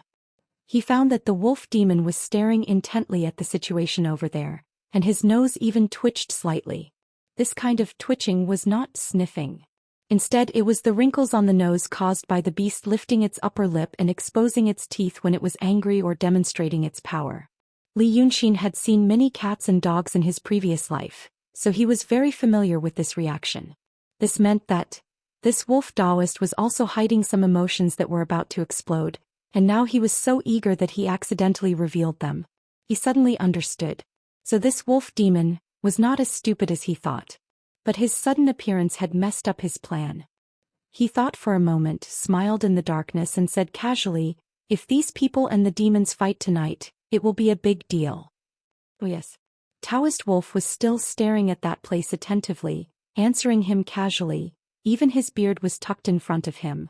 Also, if those demons kill all of these people, the people in this city have been holding grudges against the demons for a long time, and the whole city is rioting, it will be even more serious. The demonic wolf opened its mouth slightly in excitement, revealing 2 sharp canine teeth. His breathing became rapid. Yes, that's why you went to the Pitfall Mountain, not to see if the evil king was dead, but to avoid tonight's situation. Li Yunxin said softly, unfortunately I caught you and brought you back. Then the trouble in this woman's family was also caused by you, right? You want to create big news in Chengdu so that the people in the capital have no choice but to pay attention to it? The wolf demon answered, yes. However, he suddenly reacted and turned to glare at Li Yunxin. His canines were bared, as was his scarlet tongue. Wrinkles appeared on his nose and his eyes slightly narrowed, which was the expression of a wild beast when it felt a great threat. However, the next moment he realized that he was facing an unfathomable strong man, so he immediately took 2 steps back. This. Li Yunxin smiled. What are you afraid of? I originally thought you were an idiot and planned to kill you after I finished using you in Chengdu. But now I know that you still have some thoughts and I like your style of doing things. You got your life back. He narrowed his eyes slightly and circled around the wolf demon who had pricked up his ears before walking back to him. What a surprise. Tell me, how did you plan this? His words seemed to have scared the wolf demon. He stared at Li Yunxin with his eyes wide open. Ah, you picked it up? If you show this kind of stupid face again, it will be gone again. The wolf demon shrank his head. While looking at the scene on the street, he hurriedly said, Your Majesty, please calm down, listen to me. That woman was the wife of Constable Zhou in the city. The one in front. Her mother-in-law was seriously ill, so she went to see a doctor. I asked the doctor to tell her that her mother-in-law's illness was caused by the imbalance of yin and yang, which was caused by years of vegetarianism. It was easy to cure it. Every day take a hen and stew it with some herbs and eat it for half a month. Constable Zhou is a public servant, and he likes to make friends and is very filial. Yes. So when he heard this, he must do it. He has a lot of friends, so it's not difficult for him to eat a hen for half a month. When they secretly eat it in their own house, I asked someone to throw some chicken feathers and bones in front of his house, and told someone to tell me about the dozens of demons in the monastery. When they heard that, they wouldn't give up, so I had to find them at night. Li Yunxin interrupted him. Why at night? The wolf demon was stunned. Your Majesty, you don't know. What are their cultivation levels? They haven't completely transformed into human beings, and they only have spiritual intelligence. At most, they are only at the realm of intent. If we really go during the day and that person gathers so many people, we might not be able to take advantage of them. In a night like this, if they rush in and transform into their original forms, even though they don't have spiritual intelligence, they still have sharp teeth and claws. It's not difficult for them to tear 2 women apart. That Constable Zhou is going to work at the yamen at night. I also sent someone to inform him that his family's matter has been exposed, and the demons are going to his house to look for people at night. Today I also asked someone to hold him back. That's the current situation. Li Yunxin thought for a moment. What if the demons don't make a move tonight, or if Constable Zhao's people don't make a move? As the wolf demon spoke, he became complacent and laughed. Make a move, of course they'll make a move. Look at that priest he's one of my people. In a moment he will rush in and tear that woman or that mother-in-law apart. Constable Zhao won't be able to restrain himself. Besides, this Constable Zhao. It's been more than 10 years. This person is short-tempered. In other people's words, he's eager for justice. In the past he caused a lot of trouble in the city. In addition, the people in Chengdu have accumulated resentment for a long time and can't hold it in any longer. He just needs an excuse. If anything happens to this Constable Zhao tonight with his prestige and reputation, it won't be a small matter. I've been planning for a long time and have been observing for more than a few years. I've only been waiting for today. After listening to him, Li Yunxin thought for a while and said, Your train of thought is pretty good. Start from the subtleties and borrow the momentum. But many people want to do this. Whether they can do it or not depends on their skills. Let's see tonight. If things really develop according to your plan, I'll give you a big reward. Taoist Wolf seemed to be delighted. What reward? Li Yunxin turned around and pointed in that direction. Let's get to work first.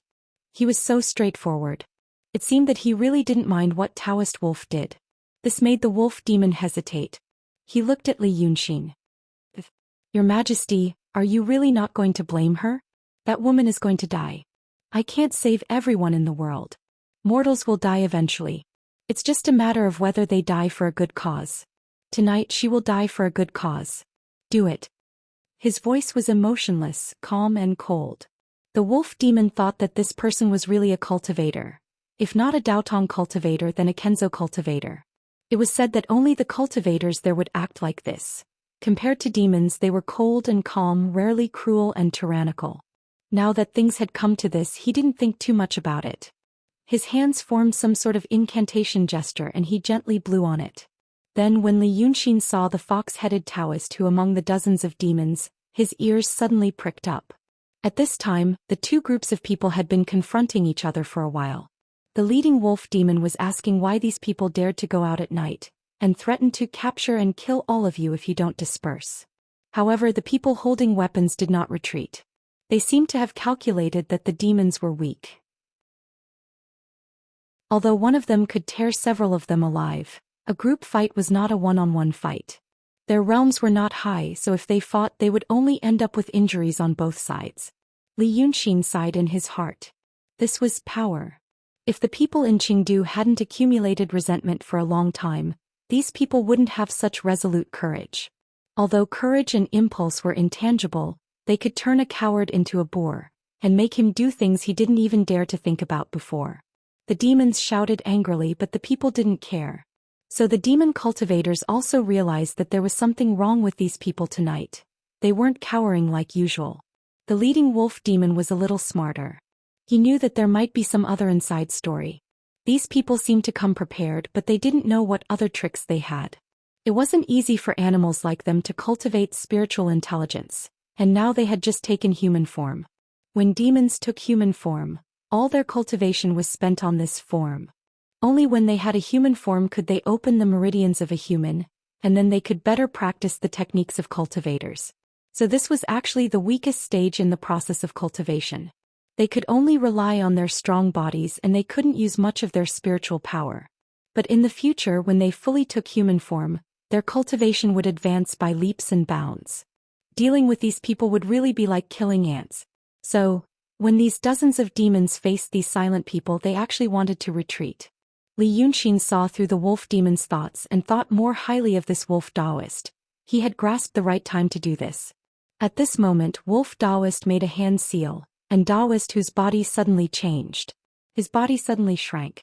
But it wasn't because his body had shrunk, but because he had revealed his true form. This was a wild fox the size of a calf, and its whole body was fiery red. As soon as the fox revealed its true form, its eyes immediately emitted an ominous green light. Its hind paws exerted force and it pounced into the woman's house, pressing the woman under its body. Both the demons and the constables were stunned by this sudden change. While they were stunned, the wild fox bit the woman's head and shook its head. The woman's head was torn off by him. Blood splashed all over its face, and the smell of blood aroused its ferocity. The wild fox turned around and pounced into the house again. An old woman's scream came from inside the house, and then there was no more sound. This was only the time of 2 breaths. The wild fox that pounced into the house had already turned into a huge beast, and it had completely lost its spiritual intelligence. No one knew what it was doing in the house, but it kept knocking against the cabinets, and occasionally the sound of dishes falling to the ground could be heard. But on this street, it was frighteningly quiet. After another breath, the stunned constable Zhao furrowed his brows, and his facial features twisted into a ball. He let out a heart-wrenching roar, "Bastard!" Seeing his own wife and mother being torn apart in front of his eyes, this kind of thing was not something that any man could restrain or endure. When he let out that roar, Constable Zhao had already pulled out the saber from his waist, and with an astonishing momentum he pounced on the wolf demon 10 steps away. Li Yunxin wasn't proficient in martial arts, but he had seen martial arts practitioners like Ying Juren, Meng Ao, Yu Meng, Qiao Duanhong and the 6 ghosts of Hejian. Therefore he could tell that Constable Zhao was indeed skilled in martial arts and he was quite skillful. He didn't know what kind of footwork he used, but the distance of 10 steps seemed to be covered in only 2 or 3 steps. The wolf demon relied on its strong body, and only stretched out its hand, wanting to tear Constable Zhou apart. Unexpectedly, Constable Zhou was amazingly agile. His body suddenly dodged on the ground, and as if there was a spring attached to his waist, he leaped to the side of the wolf demon and chopped off one of its ears. Finally, there was blood. There was also the howl of the wolf demon when it was in extreme pain. When it howled, Constable Zhou also howled. He turned around and glared at Constable Zhou. "What are you waiting for?" "Waiting for death." When he rushed forward, the people around him were timid for a moment and didn't move.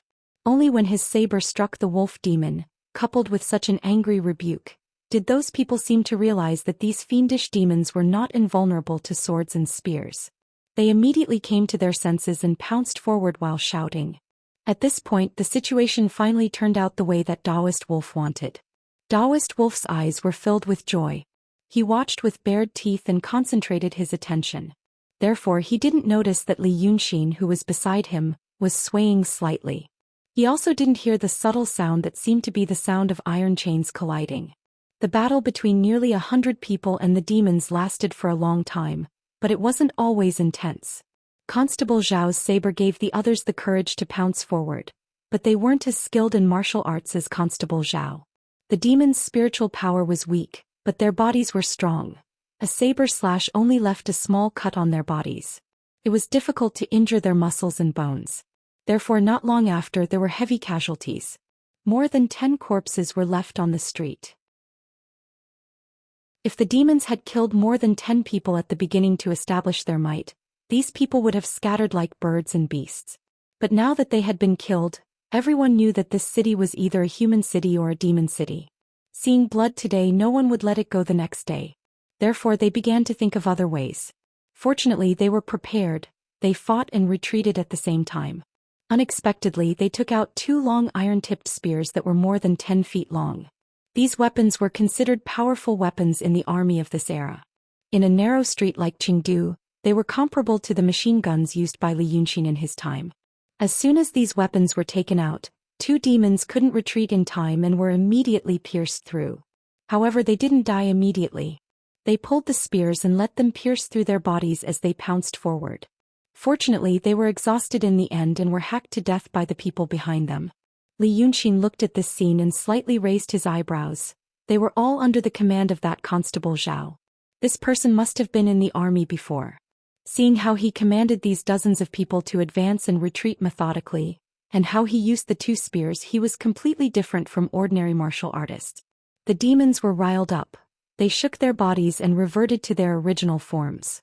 Since demons could live until they gained intelligence, which one of them wasn't strong and healthy when they were still wild beasts. This time it was like there were more than 10 calves rampaging on the street. They had sharp teeth and claws and could jump onto rooftops to attack from the air. In a moment, the situation was reversed. The people on the street were not paying attention, and the wolf demon with a broken ear rushed in from the side. Immediately, blood and flesh flew everywhere. Seeing this, Taoist Wolf, who was next to Li Yunxin, said, "High King, we should go. This matter is almost over." But Li Yunxin didn't say anything and continued to stare at them.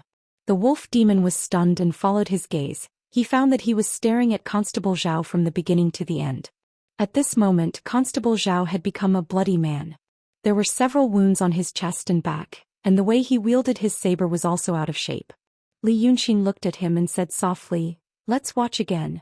Let's see if this person can hold on for another 15 minutes, I say." As he said this, he turned to look at the wolf demon. "In my opinion, these people will all die in the end. Then this matter won't be interesting. What about your city-wide riot?" Taoist Wolf only said, "No hurry, no hurry. It will. But my king, let's go first, in case someone sees our whereabouts." "You're doing this again." Li Yunxin frowned, hiding things and hemming and hawing. "I hate this kind of people the most. If you have any other tricks, use them immediately or I'll refine you." When Li Yunxin glared at him, Taoist Wolf sighed again. He didn't dare to not take this grandfather's threat seriously. This king didn't even blink when he saw 2 people being torn apart by the demons in front of him. It was obvious that he had a heart of stone and was cruel and merciless. Who knew what he would really do? As he sighed, he made another hand sign. I say, my king, if this succeeds, we'll really have to leave. I still hope to clean up the mess afterward. I can't be involved. But Li Yunxin ignored him, so Taoist Wolf couldn't do anything. After he finished making the hand sign, he sighed again and hid himself deeper in the darkness. Then, the row of houses on the opposite side of the street collapsed with a boom. Li Yunxin was slightly stunned. He didn't expect this Taoist wolf to make such a big move. Then there were shouts. It wasn't just one person but at least a dozen people. The voices were high-pitched with a hint of fake panic. Although there weren't many people, combined with other people's miserable cries and the sound of houses collapsing, it created quite an imposing atmosphere. The content of the shouts was not much different from what Li Yunxin had expected. It was nothing more than the demons are going to kill people, the houses are going to collapse, the city is going to be slaughtered, fight them to the death, and so on. People who heard such words in the daytime would probably think about it carefully for a while in a panic. But now it was night, houses had collapsed, people were injured and dead, and they were frightened. Looking at the street, more than a dozen giant demons were fighting with the citizens in the city. How could there be any room for careful consideration? Not only a few houses on this street collapsed, there were also loud noises and clouds of dust in the distance. Taoist Wolf had set up ambushes everywhere in the city. For a moment, the quiet Chengdu suddenly became lively, but it wasn't a joyous one but a doomsday one. At this time, a quarter of an hour had passed. Constable Zhao could no longer hold on. Originally there were nearly 100 people, but now there were only 30 or 40 left standing. The street was full of corpses and blood had dyed the street red. However, only 4 of the dozens of demons had died. The rest of them were just about to unleash their tyrannical might and kill the 30 to 40 people who were on the verge of collapse. Fortunately, there was a change in the city and the demons were also shocked. The demons were frightened and so were the people. The dozens of people lost their courage and scattered like birds and beasts.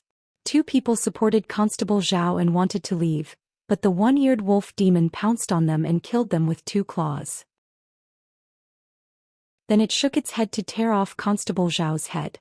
The man knew he couldn't live, so he picked up a dagger and made a last stand. The 2 of them were standing next to a collapsed house. Smoke and dust filled the air and they couldn't see anyone. Constable Zhao was pushed to the ground and was about to stab with his dagger.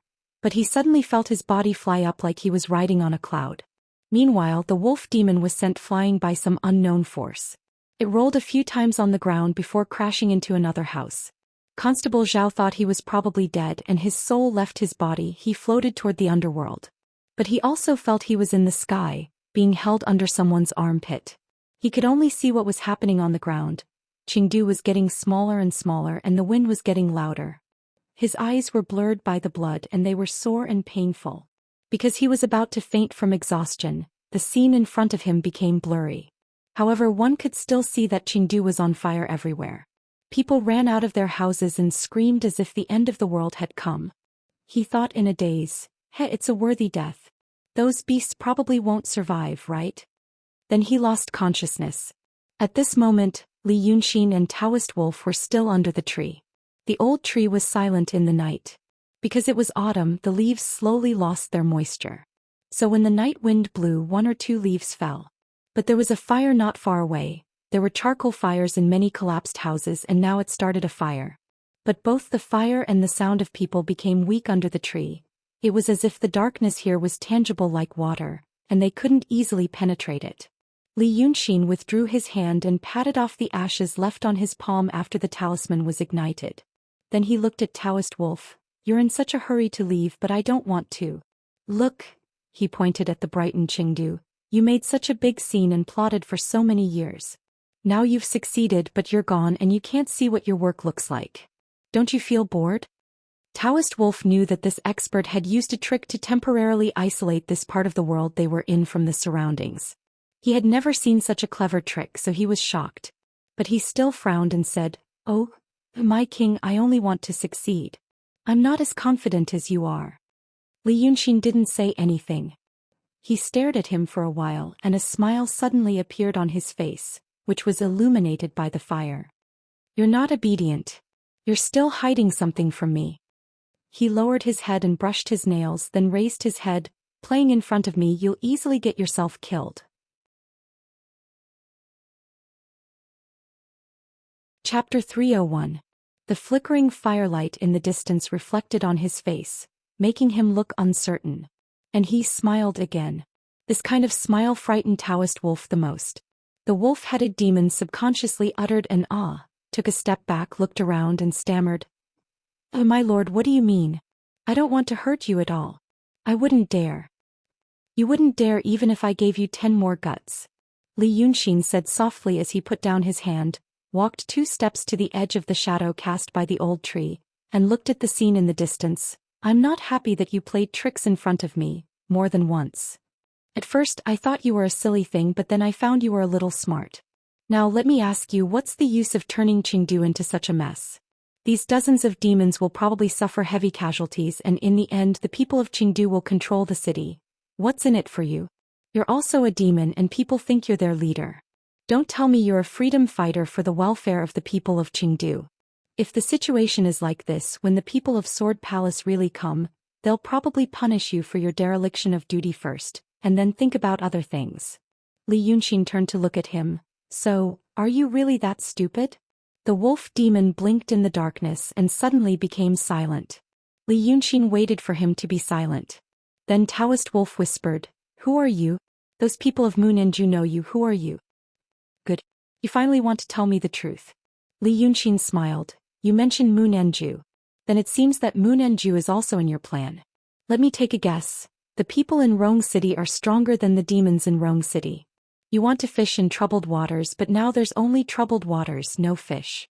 You definitely don't want to take responsibility for such a riot, so there must be a force that you can't resist to get rid of yourself. I think, actually, you have a foreign aid." The wolf demon's nose twitched, his green eyes staring at Li Yunxin. "So it's Taoist Jackal, right?" The wolf demon's expression changed subtly. When Li Yunxin first met him, this wolf demon seemed to be an arrogant fellow. But after witnessing Li Yunxin's methods, he became a cowardly demon. Tonight he had come up with a series of plans, and he seemed to have some intelligence and wisdom. But this seemed to be his true appearance. Taoist Wolf's ears pricked up and his tone became serious. "Fine. Since you have thought of it, I will tell you. It's just that I didn't expect you to be so smart." Li Yunxin smiled. "Speak." The wolf monster muttered to himself for a moment before looking at Li Yunxin and saying, "It is indeed because of Taoist Jackal. The dozen or so monsters in the city had long since left my side. They had secretly joined Taoist Jackal to help him monitor me. They are short-sighted and cannot bear to see me being lenient towards others. These fools don't know why they are able to cultivate in the Pingyuan Monastery and learn the Heaven Heart technique. It's because demons and humans can live in peace within the borders of the state of Yu. That's why there are sword palaces and Taoist techniques. That's why they aren't hunted down by Taoist Kenzo cultivators. Moreover, there are pills and stones for them to cultivate. Their deaths aren't worth pitying. I am also ashamed to be associated with them.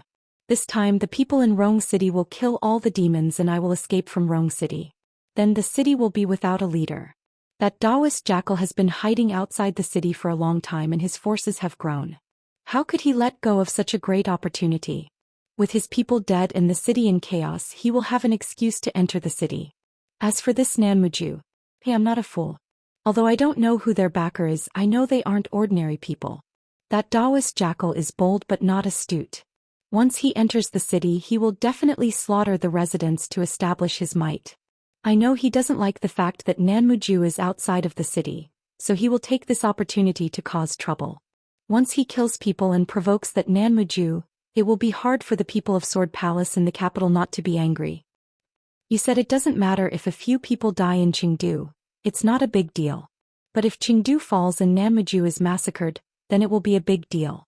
I don't believe the people in the capital will be safe.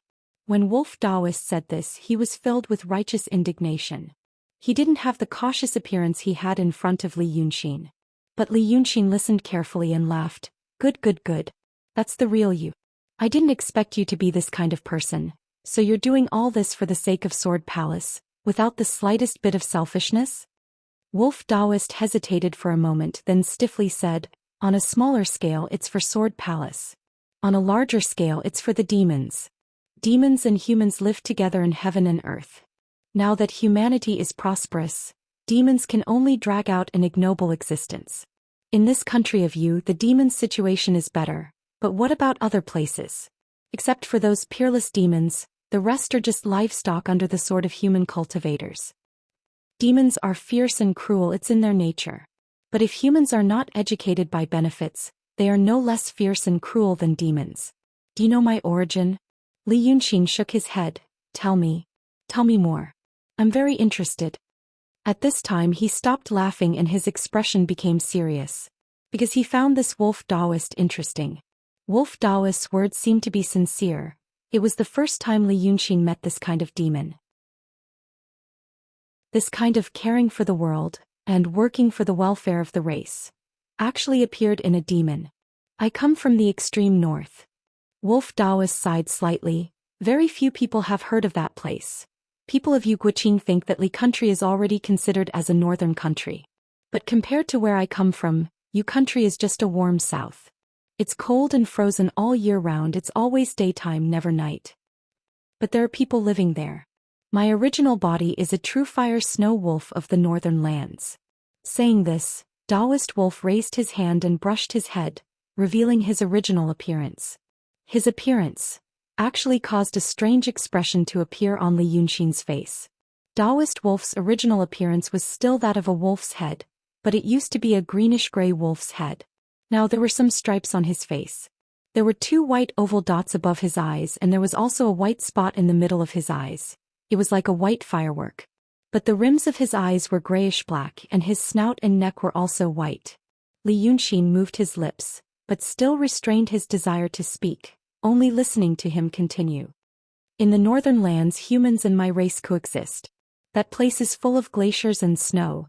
It's difficult for carriages and horses to travel. Thus, after thousands of years, my race has pulled carts for humans. As for humans, they hunt and fish for us to eat.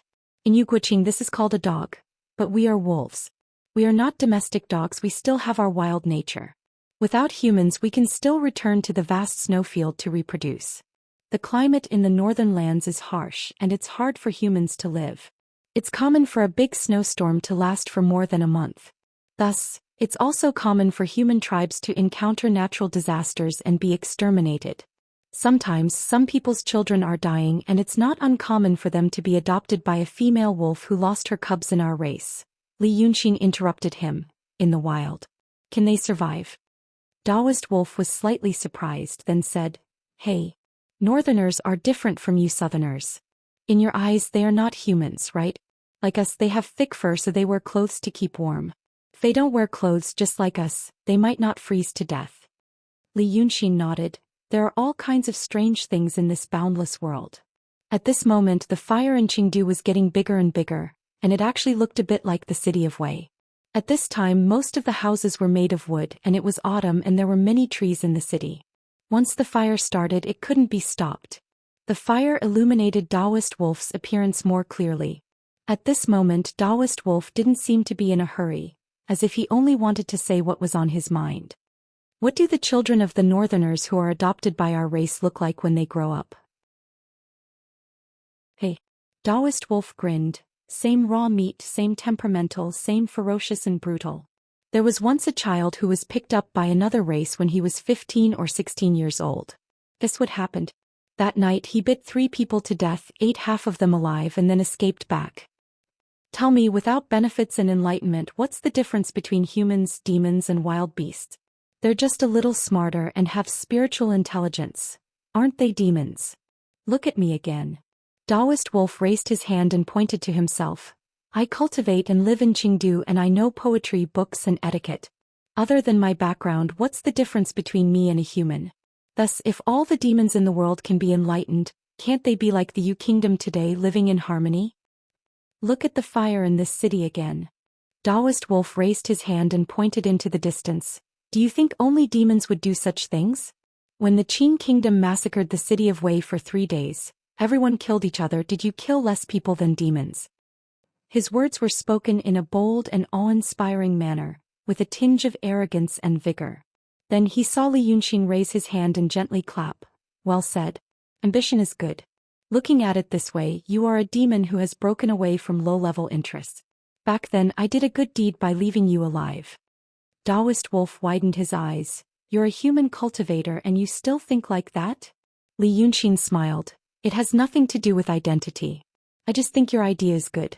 Although your idea is good, your vision is not broad enough. The wolf demon was silent for a moment, but in the end he couldn't resist. How is it not broad enough? He seemed to be a little unconvinced, but he couldn't show it. Your vision is a little small, and your thinking is a little conservative. Li Yunxin pointed to Qingdu. I know you are not convinced.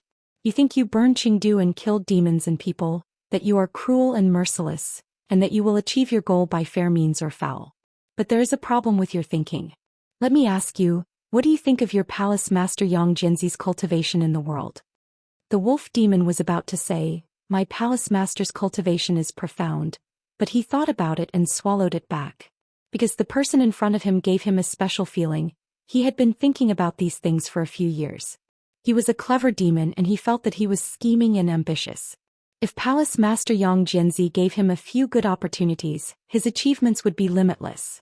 Unfortunately, he was only a low-level demon in the realm of emptiness. Not to mention the whole world, even in Qingdu he couldn't be considered the top. How could he have any good opportunities? Therefore, like those scholars in the secular world who thought they were well-read but had no way to serve their country, he also felt that his talent was not recognized. But now he met Li Yunxin. Although he didn't know the other's background, he was caught by the other. He had no way to go and no way out. Just now he was threatened and tempted to speak his mind. He was prepared to be snorted at by the other, but he didn't expect this person to listen seriously.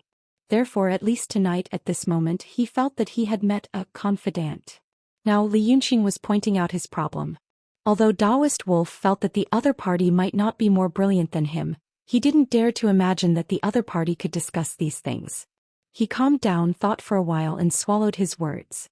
Then he sighed softly. My palace master is in the true realm. He's a great demon. But in the world he's not a top expert. He's just a local tyrant.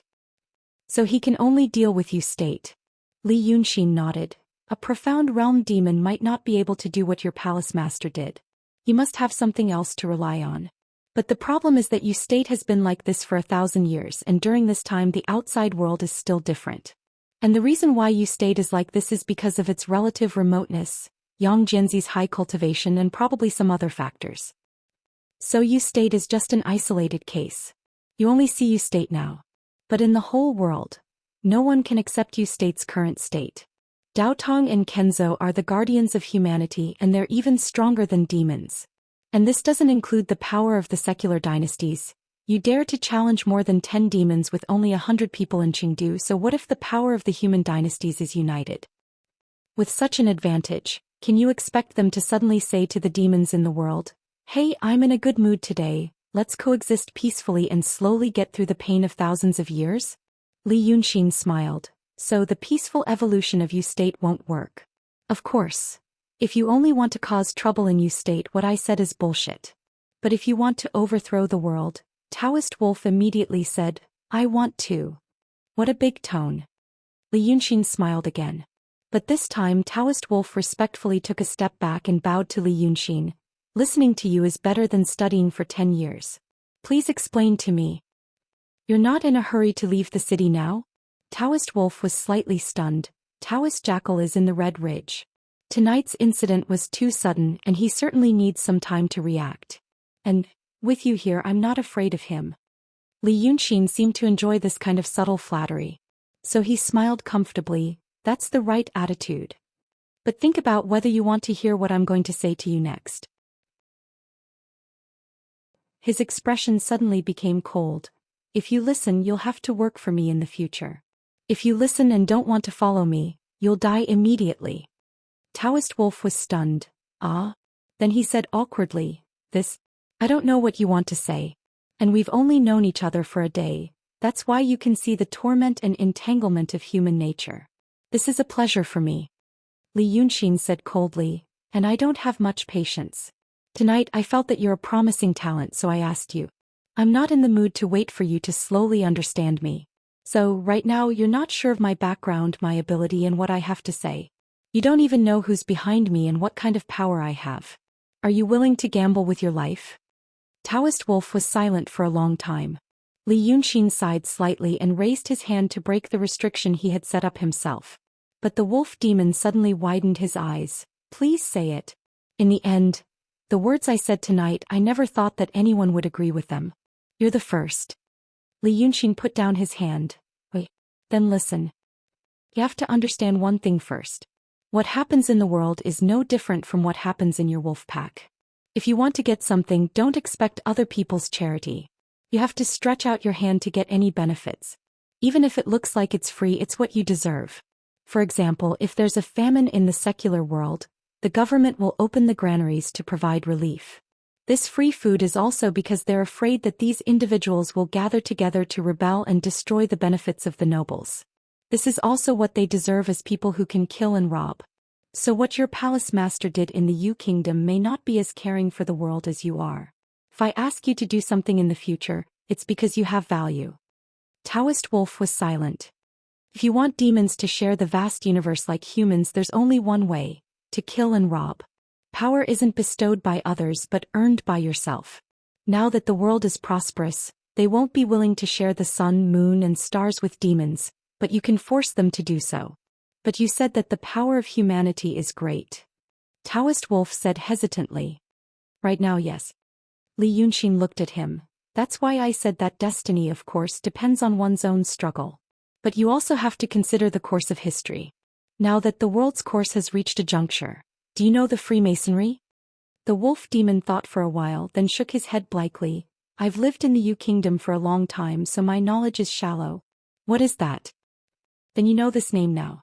And I want you to firmly remember this name in the future, Li Yunxin said solemnly. There's a group of smart and powerful people in this organization. In these thousands of years, they've continuously infiltrated Daotong, Kenzhou, and even demons. The sect master of the Daotong's Xianxia cave, Kuan Wuxia, has a beloved disciple by his side. His Taoist name is Fei Yunzi. He's one of the Freemasonry's hidden pawns in Daotong, and just one of them. Just last month he killed Kuan Wuxia, a Taoist priest who's achieved the mysterious realm. The wolf demon opened his mouth slightly, looking even more confused. Chapter 302. He knows that the mysterious realm is terrible.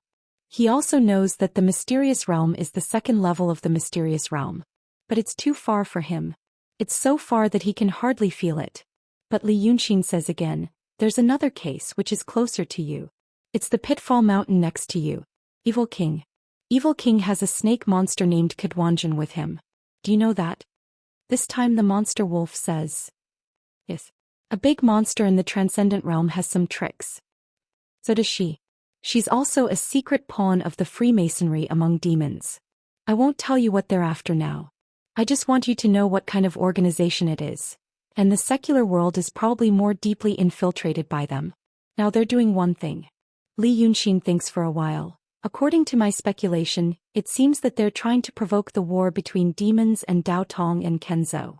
The monster wolf thinks for a while and his eyes light up. Do you understand?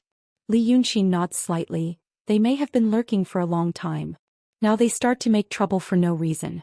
Not long ago there was a conflict near Dongting in the city of Wei. The people of Daotong's Xianxia cave paradise burned the city of Wei and made a big magic circle to seize the dragon's soul in Dongting. The next step was to start the war. At that time demons also had the same intention. Even Li Yunxin stares at the wolf Taoist and slows down his tone. Even Xinryu has reappeared in the world and in Dongting. The monster wolf is dumbfounded, and stays stunned for a long time. Then he says, really, Xinryu? Xinryu hasn't appeared in the world for 1,000 years? Why did it go to Dongting? How do you know these things? You know about Daotong and demons. The monster wolf is stunned by the word Xinryu. Xinryu hasn't appeared in the world for 1,000 years and has almost become a legend. But none of the demons doubted the existence of the dragon god. This was because Xinryu was the one who single-handedly created all the great demons in the world and fought against Daotong. Nowadays, when people cultivate in the world, they may kill demons of lower cultivation levels who commit evil, but they will also let go of those lesser demons who do not commit evil. However, this was not the case before Xinryu appeared and subdued the demons. At that time the demons were even more pitiful than now.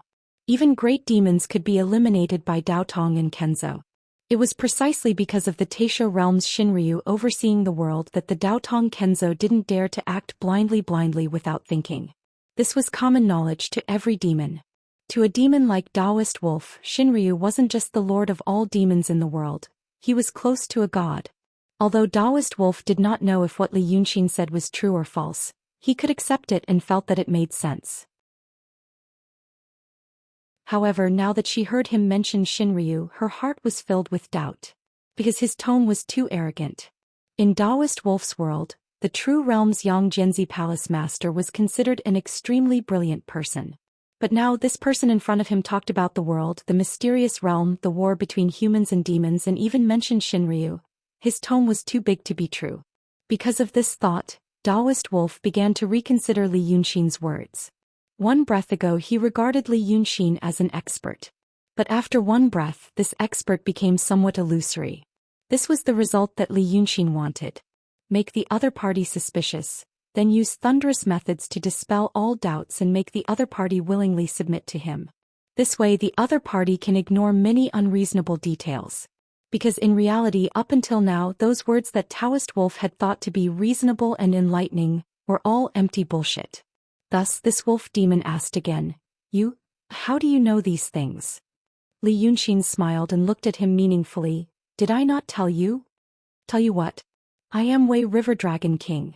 He took 2 steps and turned to look at Taoist Wolf. I am Qi Wen, the 9th son of the dragon. I was the one who killed the evil king and destroyed the cave of heaven.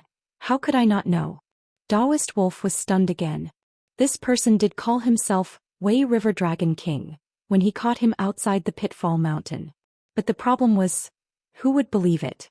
First, it was said that Wei River Dragon King's 9th son of the dragon Qi Wen was just a name. In reality his cultivation level was not high, only in the transcendent realm. Second, he was dragon son after all. He was just an emptiness realm little demon. How could he have imagined that he would meet Dragon Son? That was the son of the divine dragon. It was this contradictory thought that made Taoist Wolf stare at Li Yunxin, his mind in a mess. He even forgot how dangerous this guy was. He laughed. Kiwen, Dragon Son? You mean that I have been talking to the son of Shinryu for the past few hours? This joke of yours is not at all. At this point he paused. Because he saw Li Yunxin's body, suddenly surrounded by water vapor. Li Yunxin took 2 steps forward and looked into the distance. If the fire continues to burn, Qingdu will be gone. He said softly in the fire. Without the city and people, what's the point of doing these things? Let's stop here. After saying this, he raised his right hand and waved it lightly. Taoist Wolf saw his wide white sleeve suddenly lose its shape. It was as if it was originally weaved by clouds and mist, but now because of the violent movement it scattered. The clouds and mist formed by the sleeve curled up into the sky. Slowly tiny lightning appeared, like miniature lightning bolts. Suddenly, the sky darkened. Li Yunxin squinted his eyes and looked up at the sky. He said softly, "Wind." The howling wind immediately rose from the flat ground. With a sharp whistling sound, it swept the entire Qingdu. The wind was cold and gloomy, sweeping up the broken bricks, rotten tiles, dead branches and fallen leaves on the street into the sky. It was supposed to be the fire borrowing the momentum of the wind, but because the wind was too strong and too cold, wherever the wind passed, the rising flames all shrank back and flickered unsteadily. But the world where Li Yunxin was still silent. He said softly again, "Cloud." As soon as he finished speaking, rolling clouds immediately appeared in the sky above Qingdu. It was as if a huge and heavy cover had covered the entire city. The stars and moon could not be seen in the sky, and the air was horribly oppressive, as if the sky was about to collapse. So Li Yunxin turned around, looked at Taoist Wolf who could not speak and spat out 2 words. Rain. The heavy rain fell with a loud crash. It was as if a god suddenly poured a basin of water from the Milky Way on Qingdu from the night sky. The curtain of rain immediately covered the world. Taoist Wolf looked at Li Yunxin who stood in the dark curtain of rain, speechless. I am the Wei River Dragon King. Yes. The wolf demon was originally looking at him. The demon wolf was looking at him, but he quickly withdrew his gaze and lowered his head, not daring to look at Ting Qingshan directly. This is the godly dragon token. Taoist wolf saw a shiny golden object in Li Yunxin's hand. It was thin and long like a dagger but also like a small sword. He had never seen the godly dragon token but he had heard of it. Even so, he could feel the powerful pressure from the object. How could a small emptiness realm demon like him fight against the power of the Shinryu? However, after holding on for 2 breaths, his knees gave way and he knelt on the ground with a thud. In the name of the Shinryu. Li Yunxin smiled, turned around, put his hands behind his back and looked at Qingdu in the heavy rain. The fire had been extinguished and Qingdu became dark again. People could still be heard in the city but it was much weaker. They seemed to have gone to find shelter from the rain. The demons who had revealed their original forms were nowhere to be seen, and no sound could be heard. There were tens of thousands of people in Qingdu. Excluding the old, weak women and children, there were thousands of young and strong people. Even excluding the injured and timid ones, there were still thousands of people. Thousands of young and strong men with deep resentment had their homes destroyed by the demons on a night like this. The dozen or so small demons had no way to survive. Li Yunxin looked at Taoist wolf quietly for a while and said in a deep voice, "How is it?" After a while, Taoist wolf dared to boast, "Dragon King? What do you mean? I think I'm right to bet. I don't dare to call it a bet." Taoist wolf crawled on the ground and didn't get up. "How can I win the favor of the Dragon King? I don't dare to call it a bet. I don't dare to call it a bet. I'm obviously blessed by the heavens. I'm so scared. I don't know what to say." Li Yunxin smiled. "You don't have to act like this. You'll know what to do after spending a long time with me. But I asked you to bet because I wanted to test you." He turned to look at Taoist wolf. "What I want to do is important. There are many dangers and great waves. Smart people can help me do things but not for long. Rational people can also help me do things but probably not for long. But smart gamblers can. I don't believe in loyalty and I don't expect you to be loyal to me. But in this world I am the only one who can care about what you are thinking. What you said before was impassioned, so for the time being I believe you're a man with the world in your heart. But you have to understand that I'm not. What I want to do is temporarily the same as you, but it's not my intention. I just want to find a way to survive. But I have to force my way out, kill my way out. Coincidentally, right now my way of living overlaps with the way you want to walk. As for the future, maybe we'll turn against each other." Taoist wolf hurriedly said, "I don't dare." Li Yunxin shook his head slightly. "It's hard to fathom a man's heart. Never believe in human nature. The same goes for wolves. All right, now follow me." As he said this, he stepped out of the darkness under the tree. The boundary shattered with his footsteps. The originally faint sound of rain and wind suddenly rushed over. The world was suddenly filled with the loud sound of wind and rain, causing Taoist wolf to shrink his neck.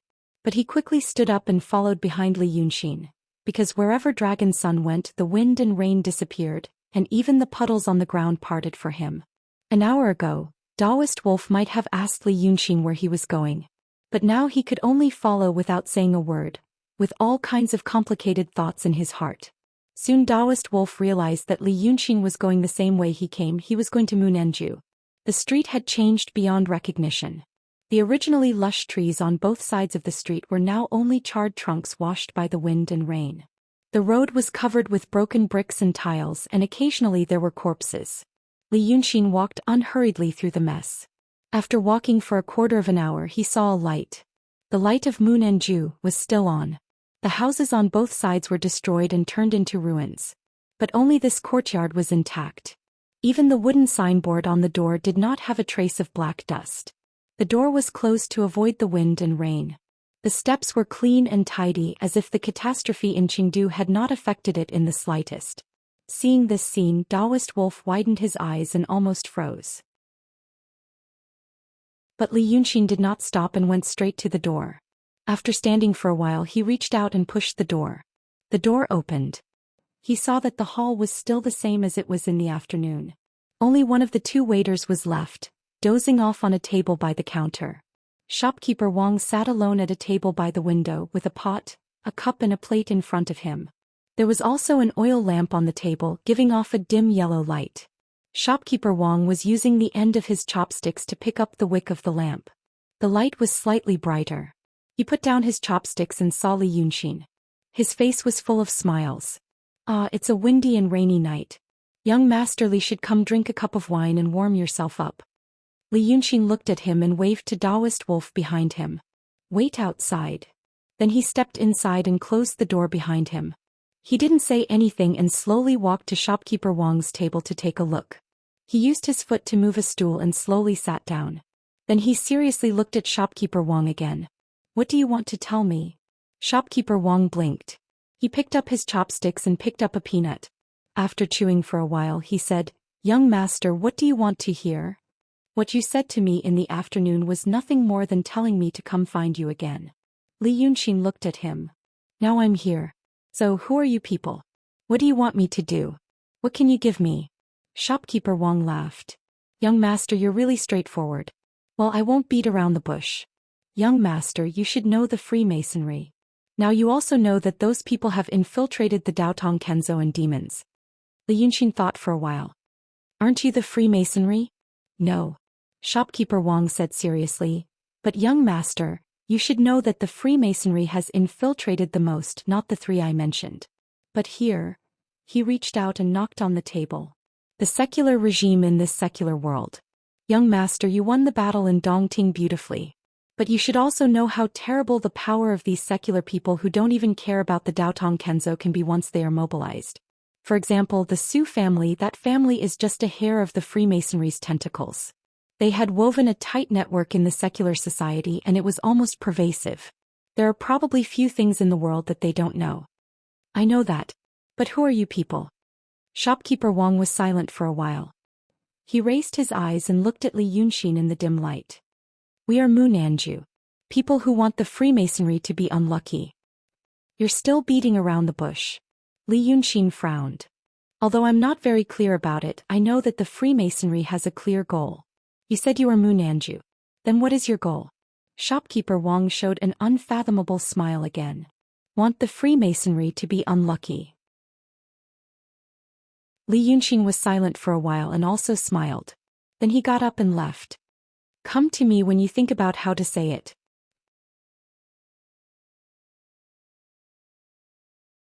Chapter 303.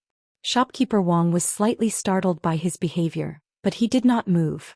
Many people would use this method when they first met and he knew very well that Li Yunxin was also an old hand. So he stared at Li Yunxin's footsteps, counting in his heart. From the table to the door, it took a total of 13 steps, 6 breaths time. During these 13 steps, either shopkeeper Wang would get up to ask him to stay, or Li Yunxin would turn around and ask him again, have you made up your mind? Whoever spoke first would be at a disadvantage. Shopkeeper Wang believed that he would not be the one to speak first, because he had enough resources and capital and he had what Li Yunxin desperately wanted. He was also sure that Li Yunxin would not really walk out of the door. At this moment, on such a night, under such circumstances, no one in this world would do so.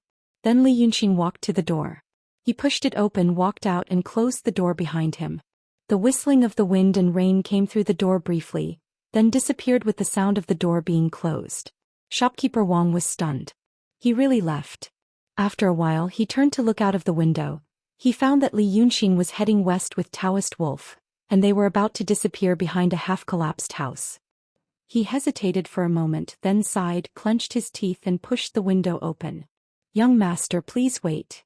But Li Yunxin did not turn around. Shopkeeper Wang was anxious.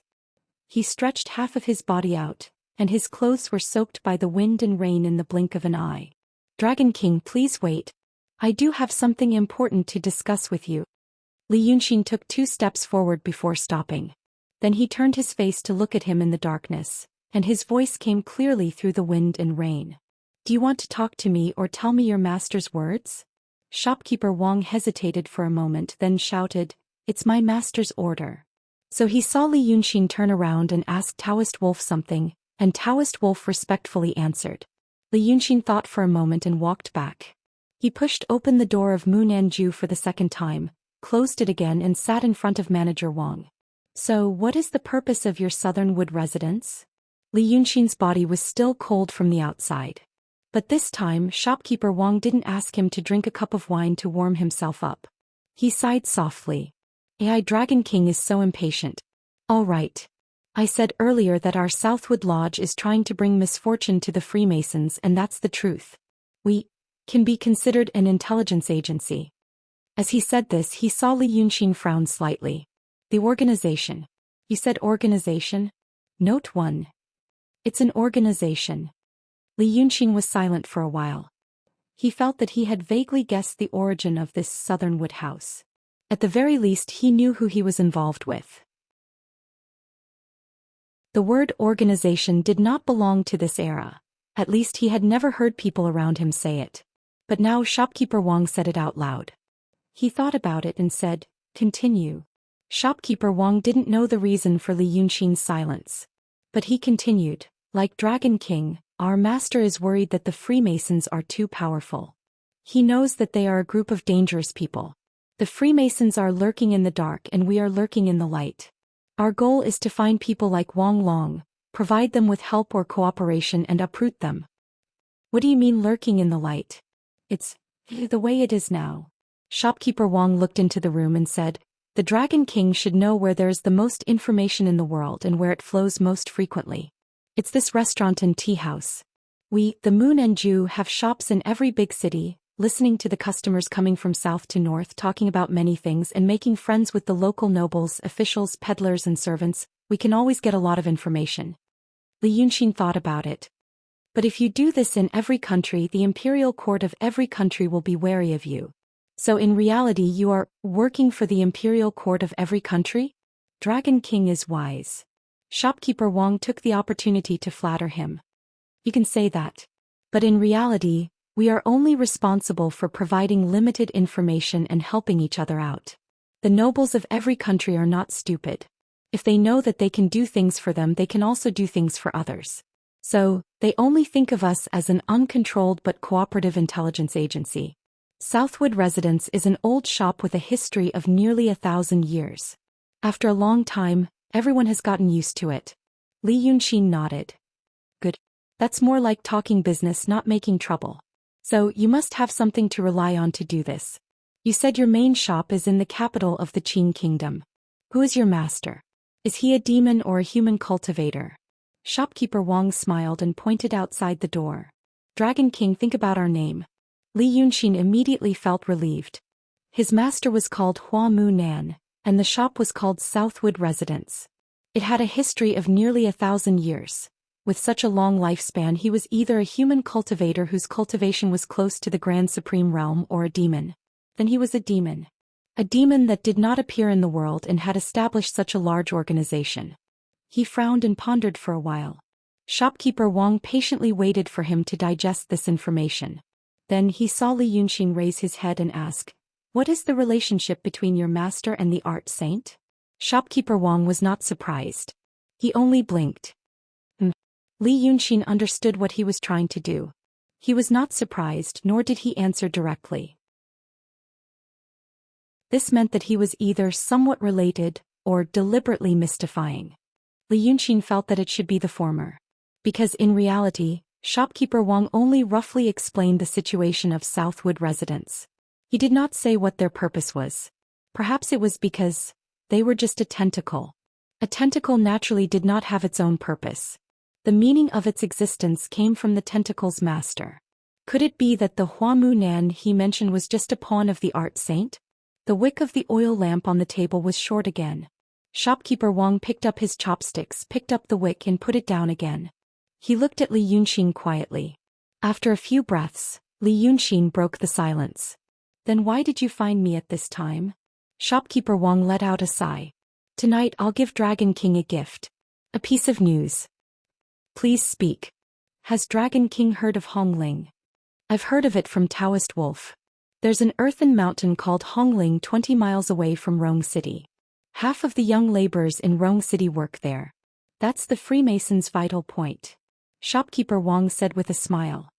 "The earthen stones mined in Hongling are not given to the nobles in the capital. They are what the Freemasons want. Right now, the Sword Palace is actually working for the Freemasons. The Freemasons are hiding their heads but showing their tails. I'm sure Dragon King has been worrying about how to catch them. Now that Dragon King knows about this, he naturally knows what to do. Hongling is a fat piece of meat on the Freemason's body. Once something happens, they will not sit idly by. At that time, Dragon King will be able to follow the vine to the melon. Li Yunqing was slightly shocked. However, his expression did not change. Yang Jianzi as well? Shopkeeper Wang's unfathomable vigor seemed to surface again. He smiled slightly. I would like to hear Dragon King's opinion on this point. Li Yunqing laughed lightly. I don't know what your position in Southern Wood House is. But looking at you now, you seem like a big shot. Fine. From what I see, I suspect that Yang Jianzi is no longer around. Shopkeeper Wang raised his eyebrows. Why do you think so?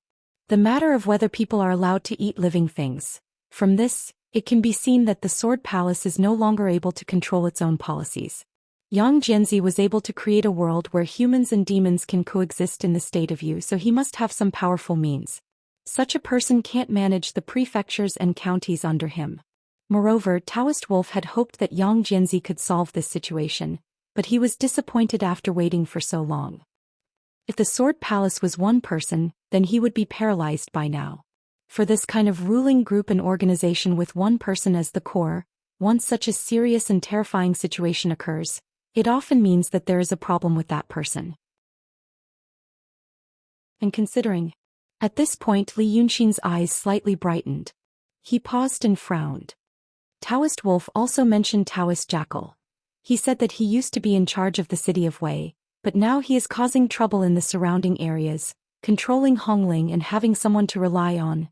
Shopkeeper Wang clapped his hands and said, The Dragon King is really smart. I'll give you another piece of information. That Taoist Jackal's reliance is Yang Jianzi. And that Yang Jianzi, in the capital of the state of Yu, is our puppet. More than 100 years ago we had a brief confrontation with the Freemasons and won a small victory. And that Yang Jianzi Humph was originally a traitor. Tell me in detail. Shopkeeper Wang smiled. Yang Jianzi was originally one of us. He set up this world of humans and demons coexisting in the state of Yu as an experiment. But later the Freemasons wanted some things from the state of Yu, such as the soil and stones of Hongling, so they instigated his rebellion. We only found out about this a long time ago and we made a response 500 years ago. But after that we were in a stalemate, until more than 100 years ago. Li Yunqing noticed a number he mentioned. In fact, he had always been sensitive to a few specific numbers. For example, 2,000 years ago, 1,000 years ago, 500 years ago. Many people and events were related to these 2 points in time. Painting Saint appeared 2,000 years ago. Shinryu appeared 2,000 years ago. The art saint had succumbed to the demonic path 1,000 years ago.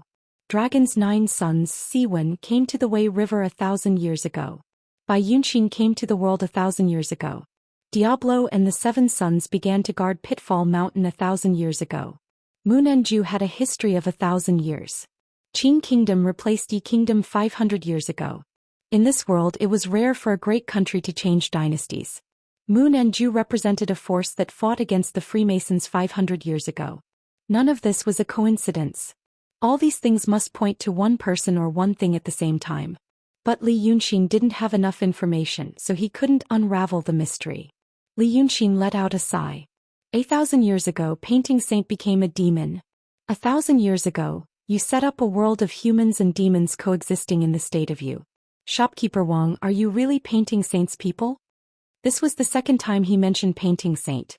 This time Shopkeeper Wang didn't laugh. His face became serious.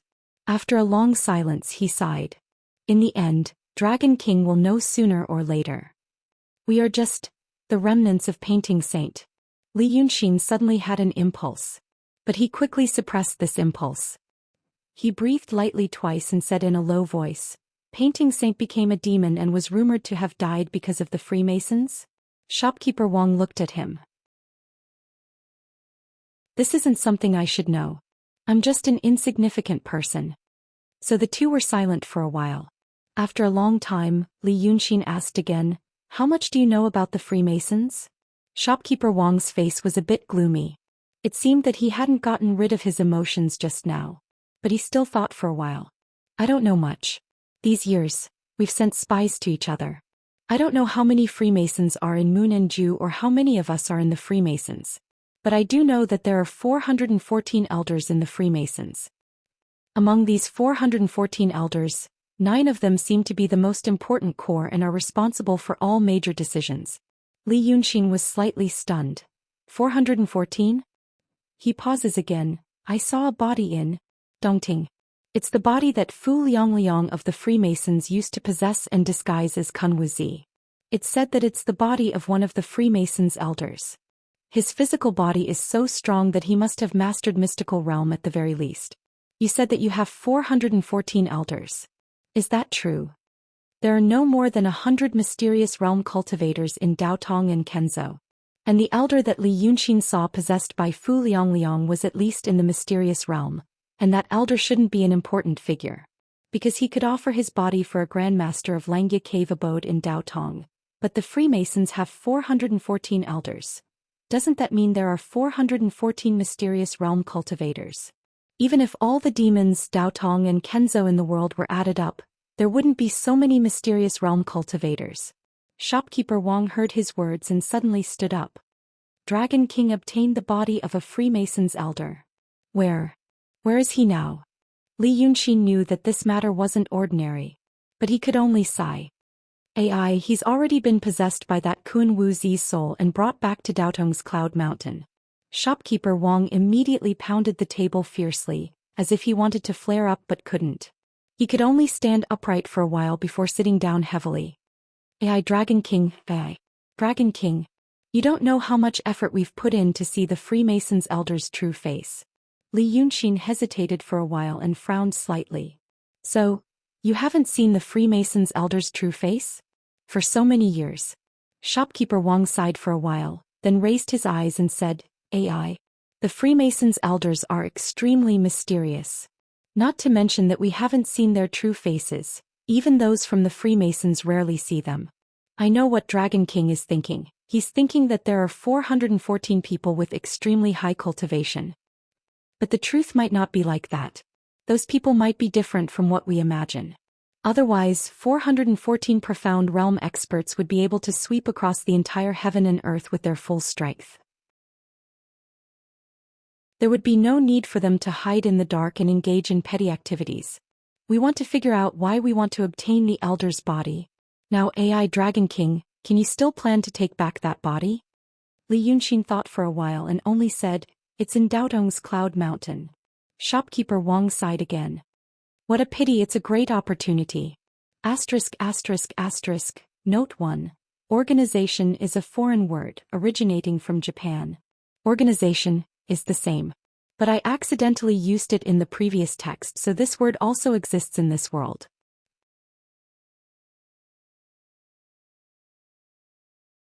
Chapter 304.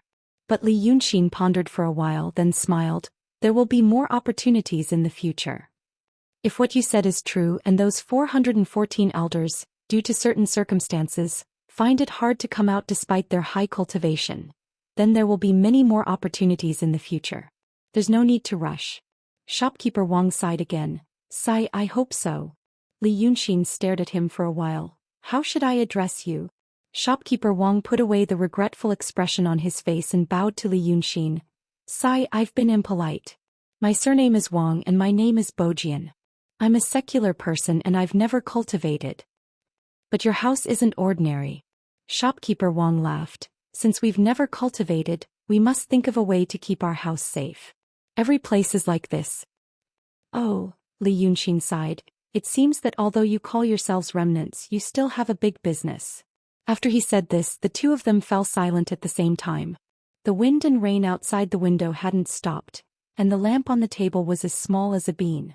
The shadows of the two people on the wall became very large and wavering. After a long time, Wang Bojian said, Dragon King also cultivates the art path. The jade slip of enlightenment is also in Dragon King's hands, right? Yes. So they fell silent for a while.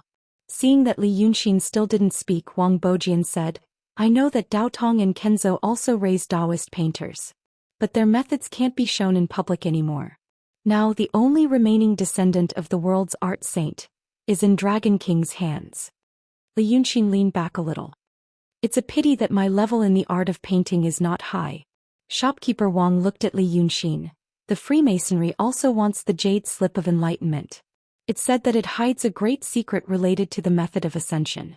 He also heard that the two sages of the world had not ascended for a long time because they were waiting for this secret. The Dragon King is coveted by these two. Although he has temporarily surrendered to the demons, it may not be the safest choice. Li Yunqing looked up at him. What do you want to say? Wang Bojian leaned forward slightly and stared at Li Yunqing seriously. We are the people left behind by the Art Saint. Although we are struggling at death's door, we are a group of dragons without a leader. Since the Dragon King is the Dragon King, have you ever thought? Li Yunqing smiled. Yes. Wang Bojian held his breath.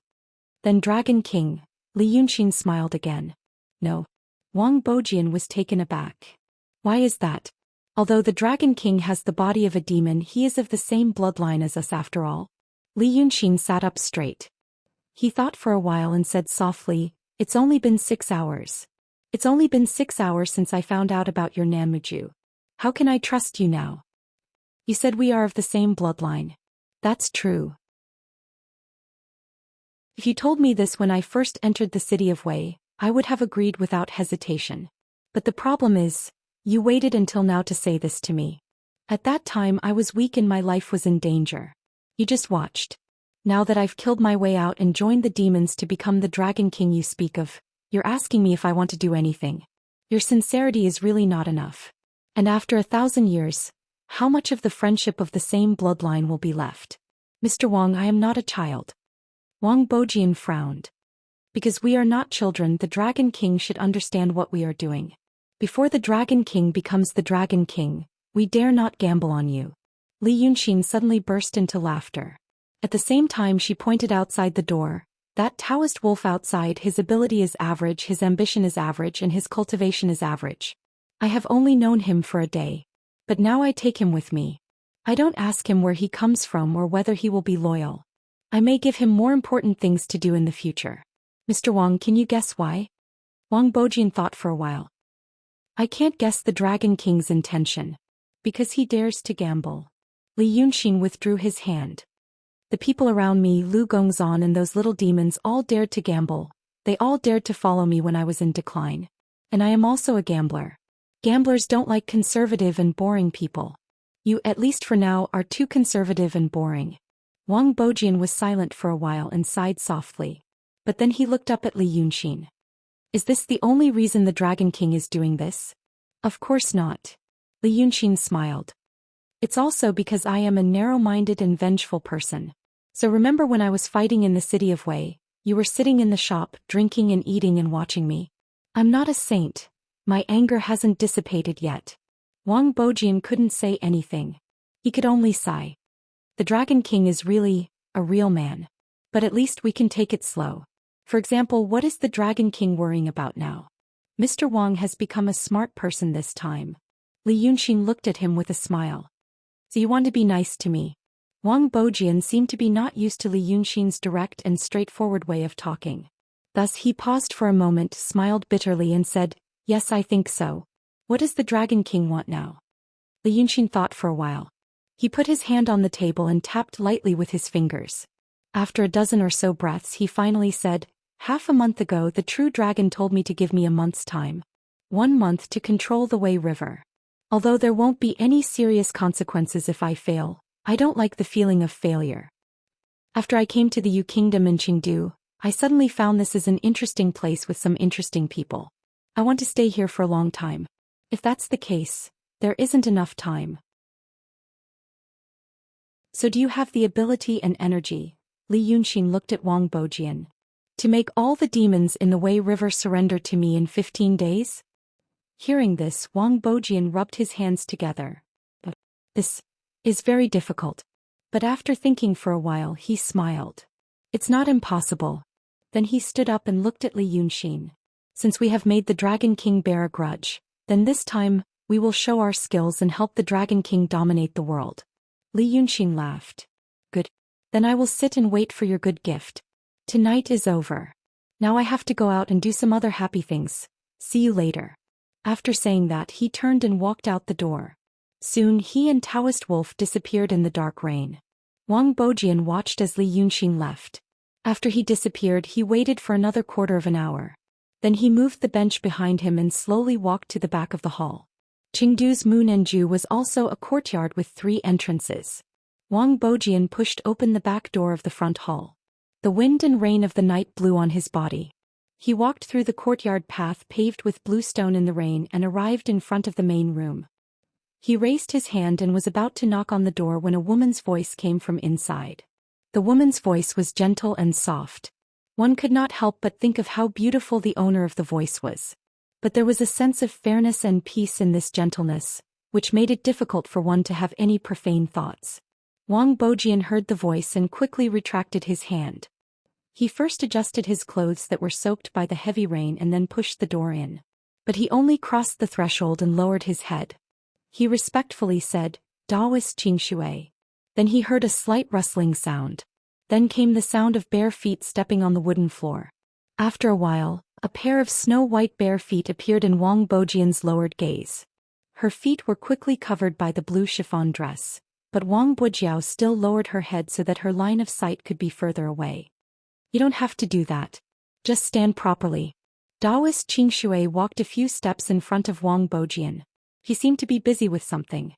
"You saw that, Li Yunxin?" Wang Bojian hesitated for a while before slowly raising his head. Then he saw Daoist Qingshui was combing her hair. She seemed to have just woken up from a nap. She was holding an ivory wooden comb in her hand. Her body was slightly tilted and her face was slightly tilted. Her black hair hung down and draped over her snow-white and slender neck. While combing her hair gently, she looked out of the window. It seemed that her mind was not in this room but somewhere far away. The candlelight in the room gilded her black hair. Every strand of hair shone with a dim yellow light. She looked like a fairy that did not belong to this world. At least that was what Wang Bojian thought. This scene and thought made him momentarily absent-minded. Until Taoist Qingshu took a break and glanced at him with a pair of eyes that were as bright as the stars. He took a deep breath and lowered his head again. "I've seen him. He just left 15 minutes ago." Daoist Qingshui did not speak. Instead, she focused on combing her hair and tied it loosely behind her back. Then she said, "What did he say?" After she tidied herself up, she stood on the ground. Her slender body was covered by the blue chiffon dress. It seemed that she would be carried away by the wind at any time. Wang Bojian took another deep breath and repeated the conversation he had with Li Yunxin without missing a single word. But it was not limited to the conversation. He also described in detail how Li Yunxin behaved and how he acted when he said each sentence. He was so precise that he was silent for 2 breaths. After listening to all these, Daoist Qingshui asked him, "What do you think of him?" Wang Bojian seriously thought for a while and said, "This person is absurd and unruly. But in fact he is far-sighted and understands the big picture." "What about his temperament?" Wang Bojian thought for a while and said honestly, "I can't tell." Daoist Qingshui then walked to a big bed in the room. She stood beside the bed and said softly, "He actually rejected a good thing that was delivered to his doorstep." She was silent for a while in the rain and wind. Suddenly she turned around and looked at him with a sly smile. "But that's why it's interesting. Don't you think so?" Her smile almost made Wang Bojian's heart skip a beat. After a while, the manager of Southernwood Restaurant lowered his head. "Yes, yes. Help him do what he wants." Daoist Qingshui waved her hand. A gentle force pushed Wang Bojian out of the door and closed it at the same time. "I have high hopes for him."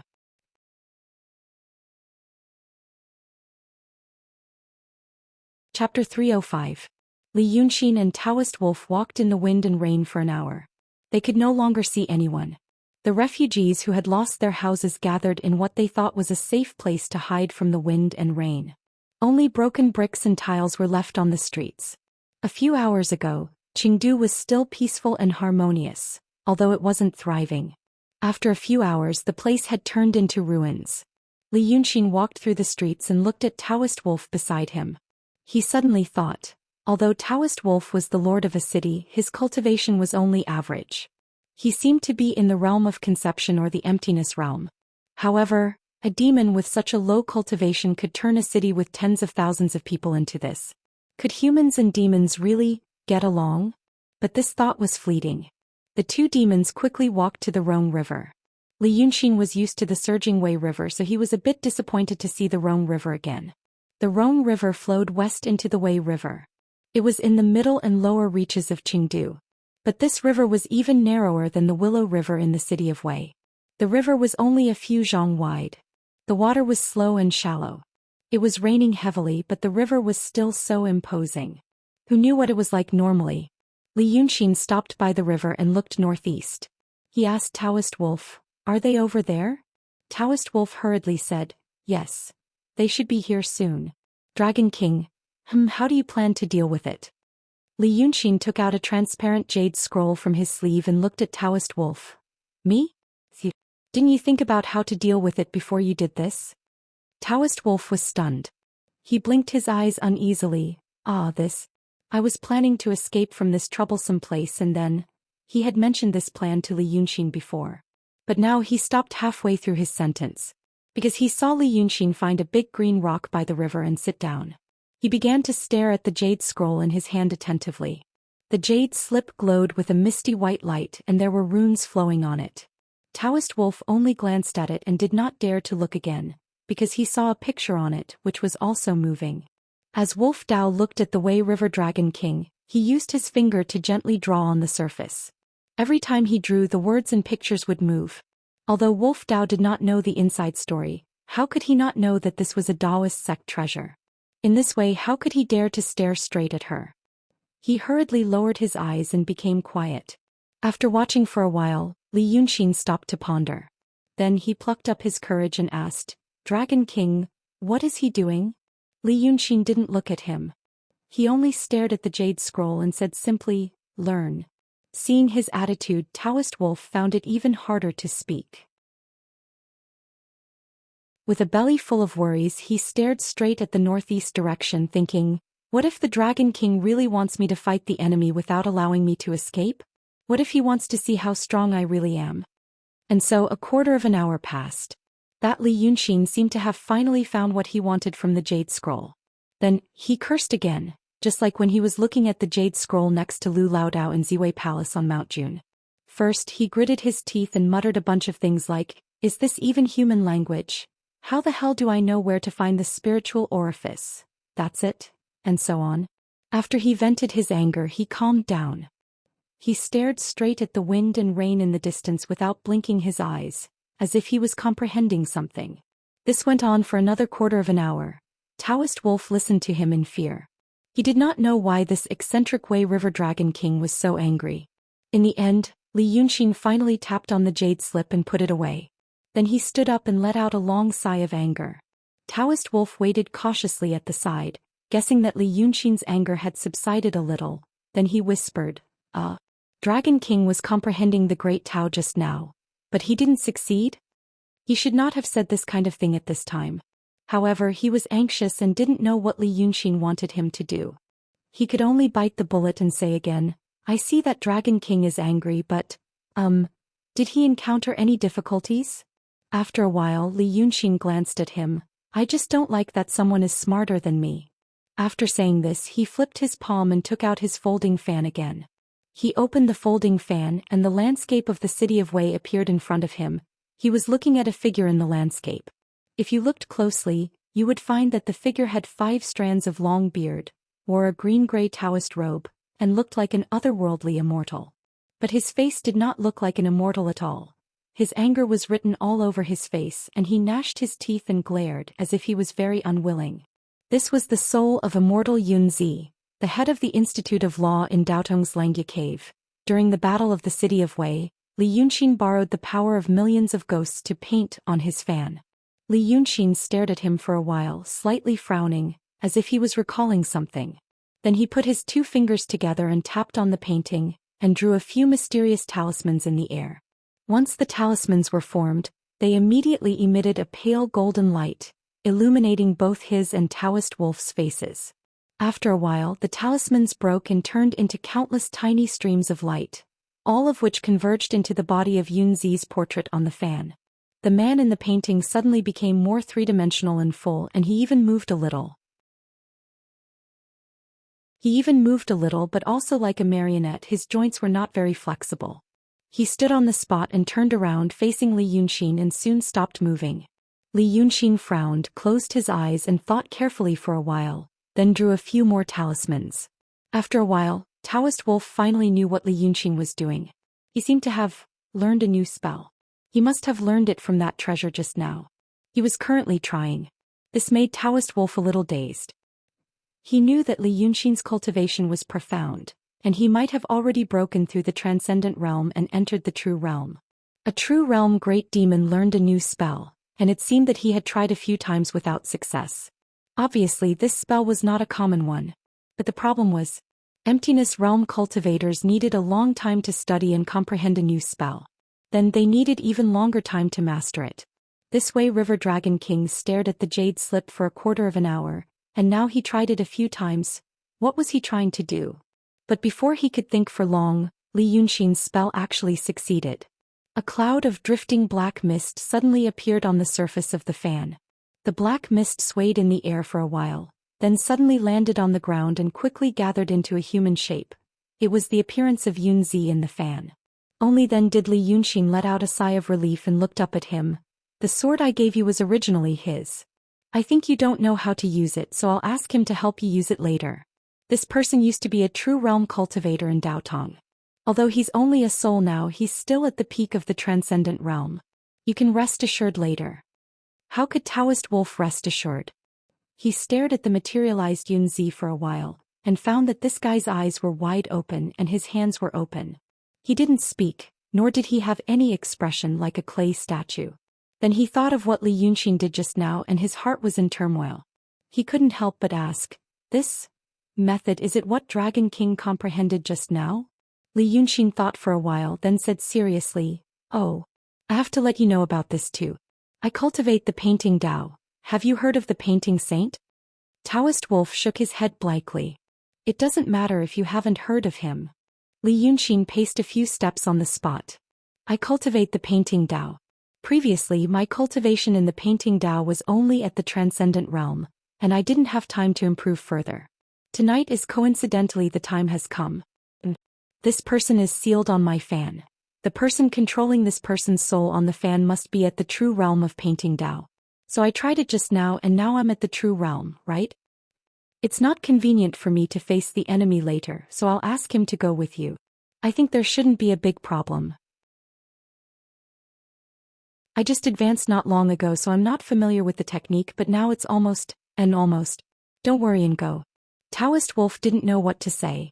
He felt cold all over his body and even felt the cold wind whistling in his ears.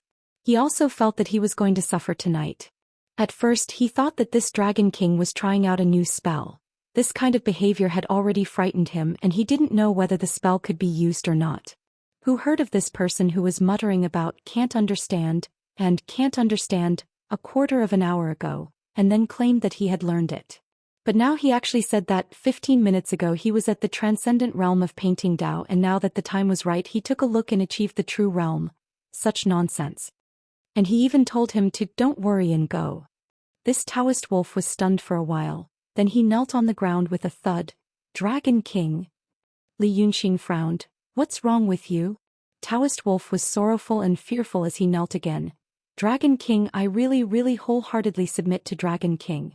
Heaven can prove my heart. I absolutely don't have any evil intentions. If I have offended Dragon King in any way, Dragon King, please tell me, spare my life in the future. I will definitely, because of this. Li Yunxin interrupted him. After a moment of silence he stared at him. You don't believe me? Taoist Wolf said in a low voice. Don't dare to gamble again? When he said this, Taoist Wolf was stunned.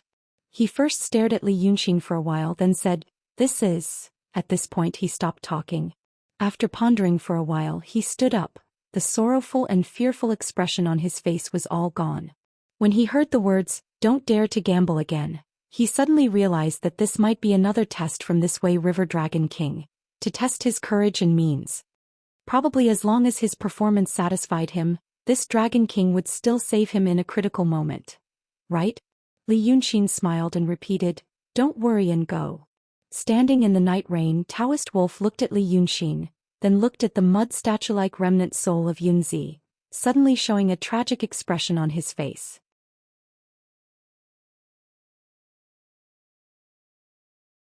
Chapter 306. On this side, Taoist Wolf's thoughts were desperate and resolute. He decided to gamble one more time. On the other side, in Hongling, 20 li away from Rongqing, the situation was not what Taoist Wolf had expected.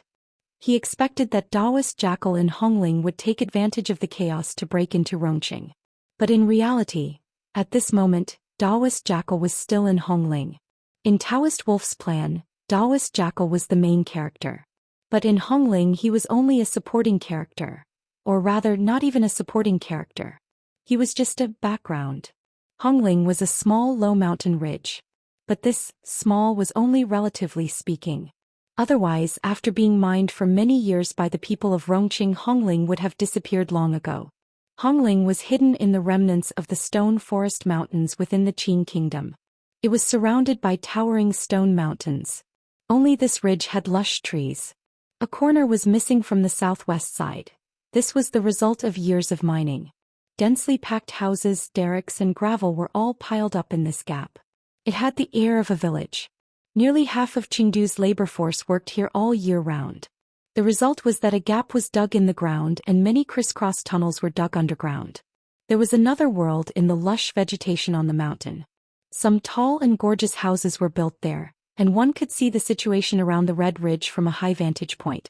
On such a night, the houses in the mining area had long fallen into darkness, but the houses on the ridge were still lit.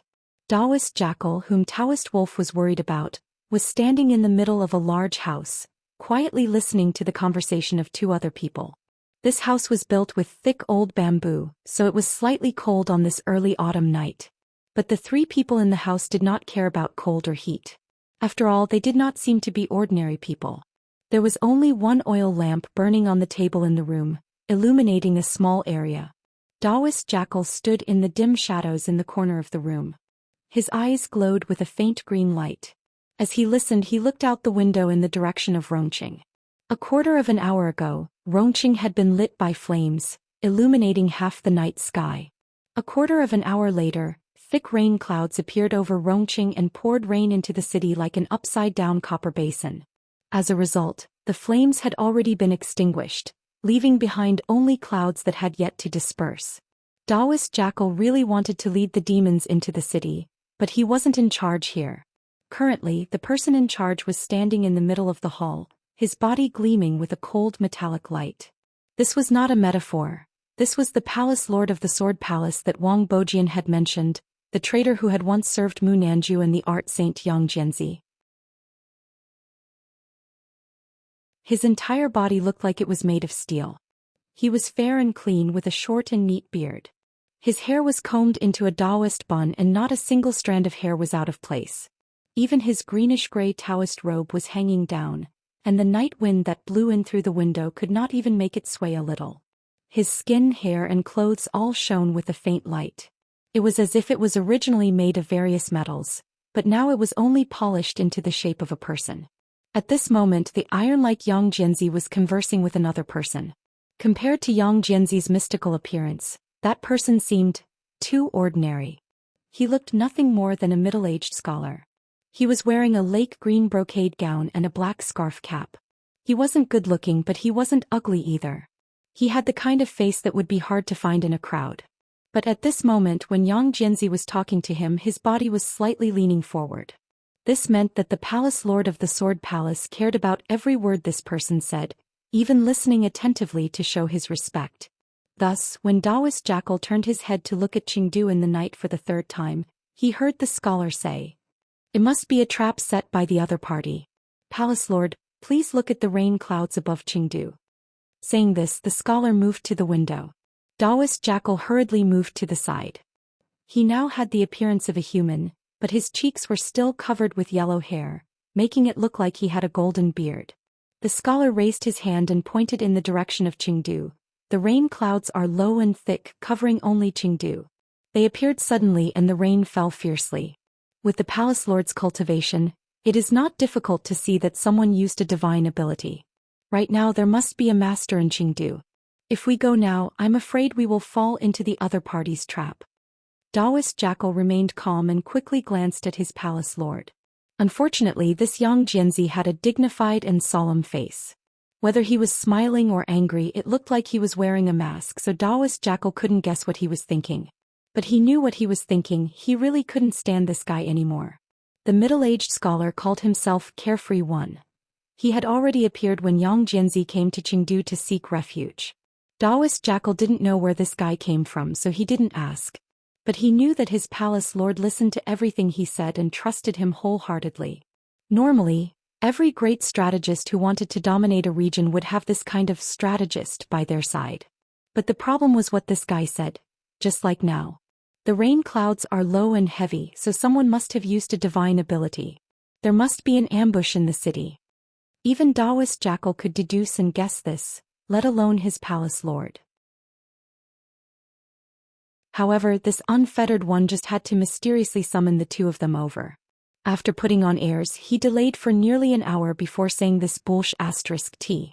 Then, just like now, he opened the folding fan in his hand and gently fanned himself, slightly raising his head to look at Yang Jianzi. It was as if he had just revealed a big secret, and was now waiting to receive Yang Jianzi's surprise and praise. Taoist Jackal sighed in his heart. Every time it was like this. And every time his palace lord would. Yang Jianzi took a deep breath and suddenly bowed to the Carefree One, a stiff smile appearing on his face. So it's like this. If it weren't for Sir's reminder, I'm afraid we really would have fallen into the other party's trap. Taoist Jackal sighed again. He really didn't know what this Carefree One's background was. That even his palace lord had to be patient and accommodate him. He simply wanted to kill this guy. But he wasn't a reckless person. He knew that if this guy really had a great background, acting rashly would only bring trouble to his palace lord. So in the 6 years since Yang Jianzi came to Chengdu's Hongling, Taoist Jackal had been trying to collect any information about this Carefree One, hoping to find a solution to this problem.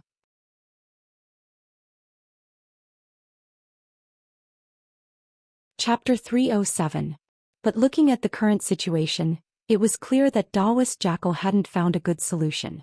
His beloved palace master Yang Jianzi still had to politely listen to Carefree Child's long speech. Then he asked Carefree Child, "Since Sir knows the inside story, what should we do?"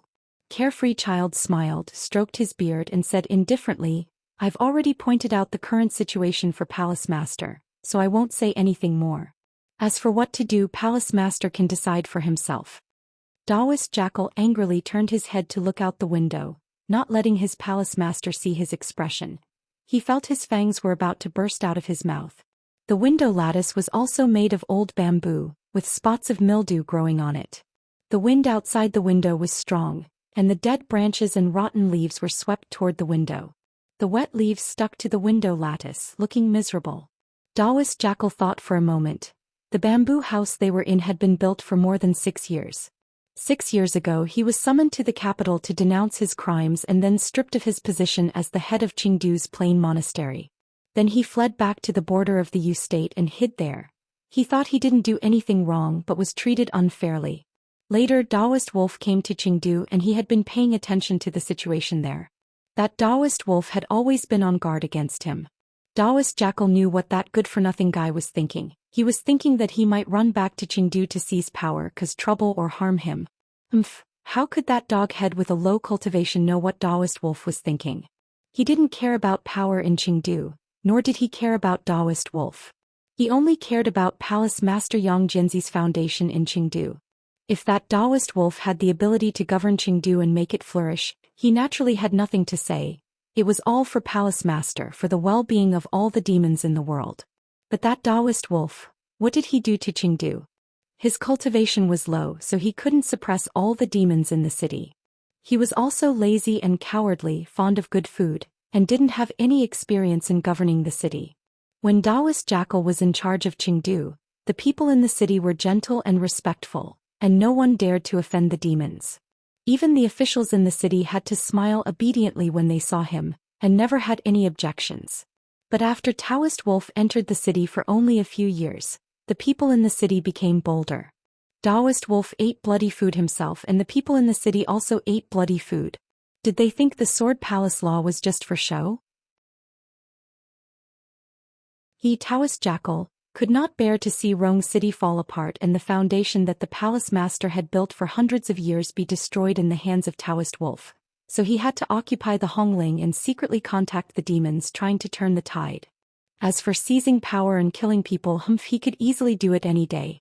But he didn't want to. He was already a criminal and had been deprived of the power to govern Chengdu. If he attacked the city, he would be a great rebel. What he needed to do was to anxiously watch the situation inside Chengdu, and at the same time do his best to help that disappointing Taoist wolf to fill in the gaps. And at the same time to satisfy that guy's fantasy that he could attack Chengdu at any time. Days like this went on for decades. Until one day 6 years ago, the Sword Palace Master Yang Jianzi personally came to the Hongling. It was also at that time that Taoist Jackal realized that what he had suffered more than 50 years ago was an injustice. At that time, the Yang Jianzi in the capital was no longer the real Yang Jianzi. The Yang Jianzi he worshipped and respected was also schemed against. This made Taoist Jackal so angry that he couldn't wait to use his magical power to go to the capital and tear that impostor alive. But he was also a demon cultivator who could see the big picture and knew that the palace master must have his own plans. All he could do was to serve him in the Hongling and wait for that day to come. At first, Taoist Jackal lived in a small town at the foot of the Hongling mountain where the laborers lived. But after Yang Jianzi came, he ordered people to use old bamboo to build a tall and spacious bamboo house for him on the mountain. Taoist Jackal thought that Yang Jianzi had a noble status. Although he was now in trouble, he was still the real Sword Palace master, so he couldn't live with those lowly laborers. Using old bamboo to build the house, he thought that although the bamboo house was cool and simple, it was not a place to live for a long time. This demon cultivator in the place of the outer fringe tried to urge the person he worshipped to work hard, to regain what belonged to him. But he didn't expect that he stayed for 6 years, until now. What kind of situation was he in now? Taoist Jackal couldn't help but raise his head to look at Chengdu in the distance. Chengdu had been turned into such a mess by Taoist Wolf. How could he not know what Taoist Wolf was thinking? The eyes and ears he left in the city had reported Taoist Wolf's actions to him a few years ago. That guy had been making arrangements in the city for a few years, just for today's situation. He thought that when the city was in chaos, he would take advantage of the chaos to seize power. Then he could profit from it. Hey, he knew what that guy was thinking. But because he didn't want Chengdu to be plunged into misery and suffering, he had been restraining himself for the past few years. But tonight Taoist Wolf, who deserved to be stabbed, did something like this. That bastard only used the palace master's property as a bargaining chip to seize power. So tonight, Taoist Jackal really wanted to rush into Chengdu, capture Taoist Wolf alive, and then make him kneel in front of the palace master. He would interrogate him about all the evil things he had done over the years, one by one, and see if he still had the face to continue living in this world. Thinking of this, Taoist Jackal couldn't help but look at the window lattice again. It wasn't just the window lattice that had mold. The ground, the walls, and the roof were all moldy. Today he went down to the big room where the Empress lived to take a look, and found that the bundles of bamboo used to build the foundation were half rotten. He replaced the rotten ones with wooden stakes and set them on fire. But who knew how long it could last? In the end, it couldn't last for another 6 years. In fact, it wasn't a matter of how long the house could last. Taoist Jackal sighed again and went to see Yang Jianzi. At this moment, Yang Jianzi and Xiaoyaozi smiled and said a few words. Probably something like, "Thank you for your guidance, sir." Then they respectfully saw him out. When the bamboo door was closed, Yang Jianzi let out a sigh of relief. He stood there in silence for a while, then frowned and slowly walked back into the hall. He looked in the direction of Chengdu, then looked in the direction of the southwest. After a long time he said in his unique metal-like voice, "Do you know who came from the city?" Taoist Jackal knew that, as usual, after seeing off that troublesome Xiaoyaozi, he could finally talk business with the palace master. He liked to listen to the palace master Yang Jianzi's voice. It was cold and hoarse, the voice of an overlord. He also liked to look at his bearing. He seemed to be made of metal, more like a sword with its edge hidden. This kind of master made him feel powerful and at ease, and he was someone worth following. Therefore, he carefully went through the words he had thought about many times and respectfully answered, "I heard from the people in the city that it was a handsome young man in white. But Taoist Wolf was respectful and fearful of him. He should be a high-level cultivator."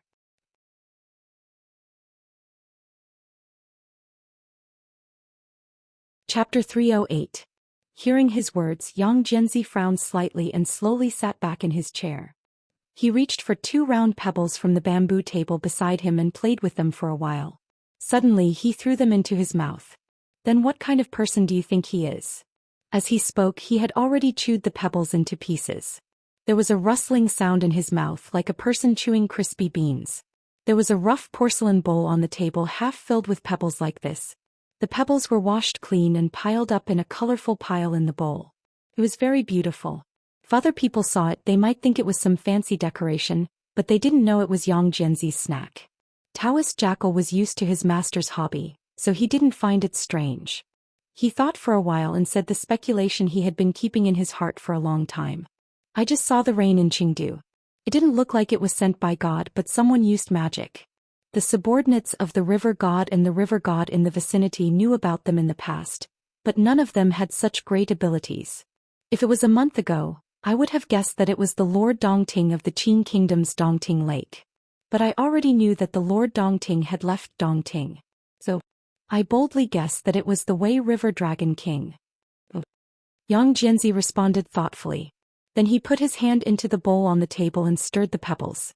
After a while he said, "You guessed right." Taoist Jackal was stunned. He saw Yang Jianzi sigh. It was the Wei River Dragon King. However, he might not be the Wei River Dragon King that we know of. Although the Xiaoyaozi can't help with other things, his information is reliable. Tonight's rain in Chengdu was probably caused by him. Taoist Wolf thought for a while. If it really is him, Master. I heard that the Wei River Dragon King Longjiu is only in the state of transformation.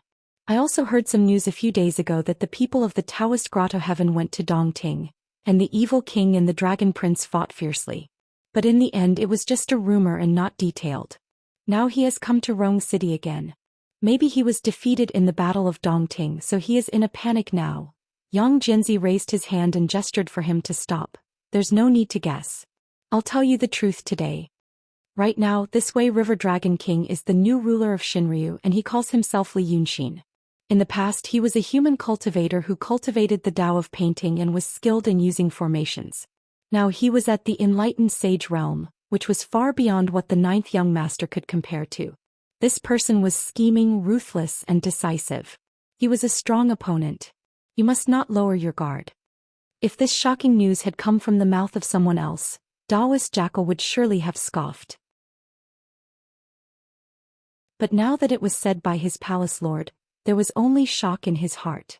Firstly, they were surprised by the identity of the person in the city. Secondly, they were surprised by the means of their palace master. How did he know these secrets? His expression was written all over his face and Yang Jianzi saw it all. The palace lord of the Sword Palace squeezed 2 stones from the big bowl and fiddled with them in his hand. After thinking for a while, he looked up at Taoist Jackal. "Sit down and listen." He pointed to a rattan chair opposite him as he spoke. Taoist Jackal was so happy that he almost fainted when he was suddenly treated with such courtesy. However, he still refused twice on the surface. Then he sat down in front of Yang Jianzi. However, Yang Jianzi didn't care about his thoughts. This monster cultivator of the true state still frowned slightly. After thinking for a while, he said, "Do you know why I came to Rong City and the Hongling?" Before Taoist Jackal could answer, he continued, "Because I know that the Hongling is next to the Pitfall Mountain of the Evil King. I also heard that there are Freemasons in the Pitfall Mountain. Well, now I'm going to tell you about the Freemasons. You didn't know this name before. Today you must listen carefully." Speaking of this, Yang Jianzi gently pulled a strand of hair from his meticulously combed bun and blew on it. The strand of hair immediately transformed into countless small swords as thin as a cow's hair. They buzzed and surrounded the 2 monsters. The unfettered one is a member of the Freemasons. Yang Jianzi liked to frown when he spoke, as if there was always lingering worry in his heart. However, this made his words sound heavy, as if they were soaked in worry. "I came to the Hongling to find the Freemasons. 6 years ago I was still thinking about how to get in touch with them. In the end, I met the unfettered one on the road and it has been until now. I know you don't like him and I don't like him either. However, you must know what the Freemasons are like. They are a powerful organization. In their eyes, the Sword Palace is nothing more than a joke. Now, I indulge the unfettered one because he was sent by the Freemasons to check on me. He checks on me and even gives me some information. Today I'm telling you about this because my inspection period is about to end." These few words made Taoist Jackal dumbfounded. He didn't know what to say. In his heart he almost revered Yang Jianzi as a god. But now the other party suddenly said that the Sword Palace was nothing more than a plaything in the eyes of some people, and that Yang Jianzi himself was currently being checked. He knew what this meant. In the past, when demons came to the Sword Palace, they would first be checked for a period of time. However, the person in front of him was the palace master of the Sword Palace, Yang Jianzi. He could only stare at Yang Jianzi. Palace master. What does this mean? Then he spoke more fluently.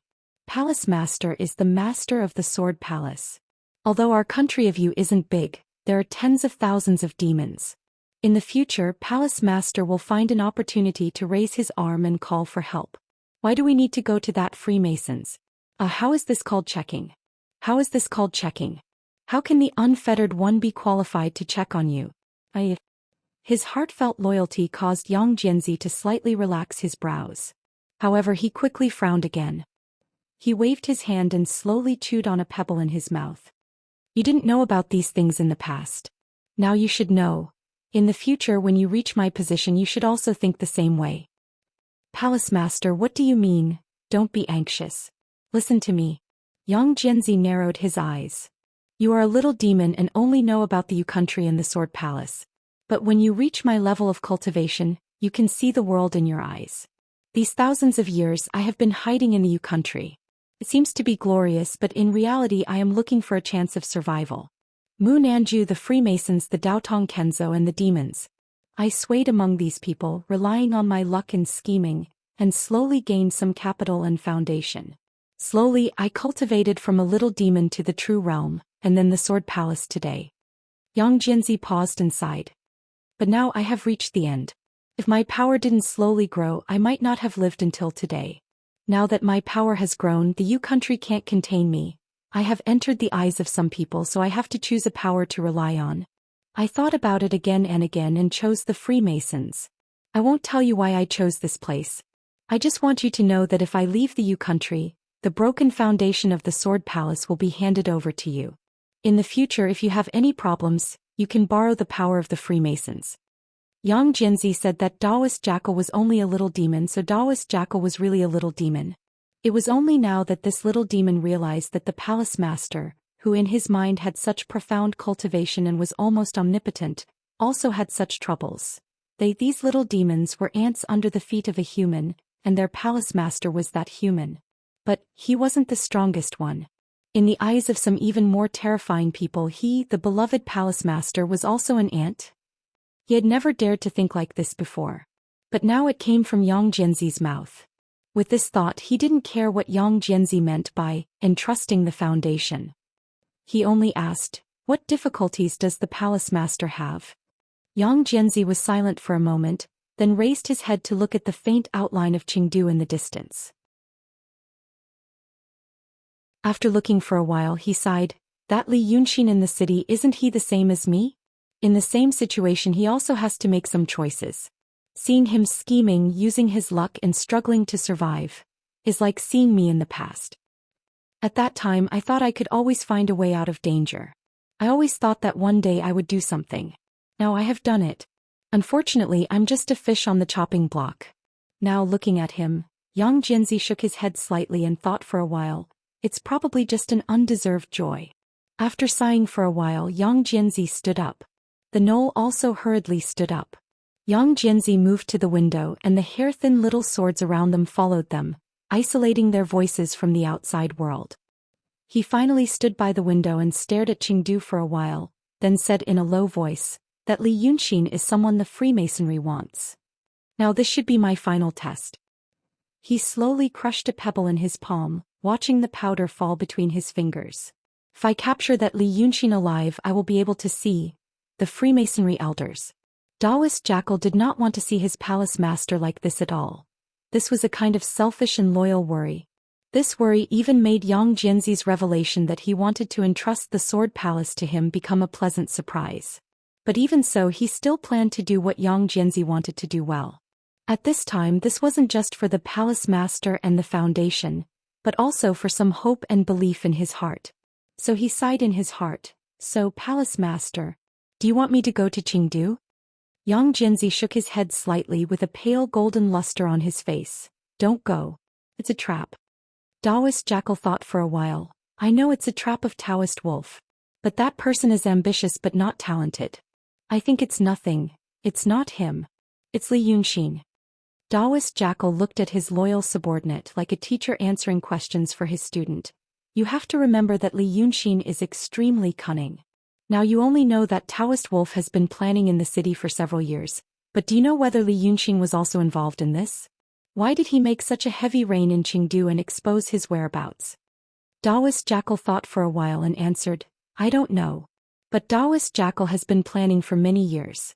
That Li Yunxin, according to Master, he just appeared in Dongting recently. I don't think it has anything to do with him.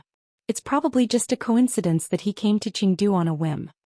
Yang Jinzi smiled, so don't think like this. Many of the thoughts and decisions in your head could be deliberately made by him. When dealing with people like him, once you think something is too easy or too lucky, don't find any reason for him and say something about him. You should find reasons from yourself. Is there something you didn't think through so you see such a situation? Did he set up a trap somewhere that made you let your guard down at this moment? Hearing Yang Jinzi's words, Taoist Jackal was slightly stunned. Master, is that person really so powerful? Yang Jinzi looked up at Chengdu. After watching for a while, he said in a low voice, I have the information that Xia Yozi gave me. I was shocked after reading it. Those who looked down on him are all dead. Those who didn't pay enough attention to him are also dead. This person is very good at playing tricks and likes to put himself in a desperate situation to survive. Therefore, when dealing with him, you can't take any step lightly. Once you feel confused, the best way is to stop and think about it. Don't be impulsive. So, Yang Jinzi emphasized, don't go tonight. Chengdu is not important. The important thing is Hongling. Li Yunxin should be aware of this as well. He knows that we are here and he also knows that I am involved with the Freemasonry. So he will find a way to take the initiative. Yang Jinzi said slowly, if I were him I would seize Hongling first and then wait for the Freemasonry to come here. I want to see the elders of the Freemasonry and he must also want to see me. I have already regarded him as a formidable enemy. But in his eyes, he will probably look down on me. After all, in his eyes, I am just a down-and-out person who was expelled from the capital and even lost his foundation. Yang Jinzi said a lot in one breath and looked at Taoist Wolf again. So we have to catch him. Let's see which side this thing called luck is on. Li Yunxin and Taoist Wolf waited in the city until the sky was about to brighten. The wind and rain stopped, but the person they were waiting for didn't come. Taoist Wolf stood on the low city wall and looked in the direction of Hongling. After a while he stole a glance at Li Yunxin, as if he was afraid that the failure of his plan would cause this Dragon King to be dissatisfied with him. But he saw that there was no resentment on Li Yunxin's face. He sat leaning against the arrow mound on the city wall and kept looking at his precious jade slip. From the darkness of the night to the dawn. At first he looked a little bored. But as time passed he didn't become more and more anxious like Taoist Wolf. Instead he looked more and more excited. In the end he put away the jade slip and stood up. He looked in the direction of Hongling seriously for a long time and finally smiled. Wonderful. You're tuning in to the Zhou Xian's Legacy YouTube channel. Don't forget to subscribe and join us on this journey to catch the most captivating stories.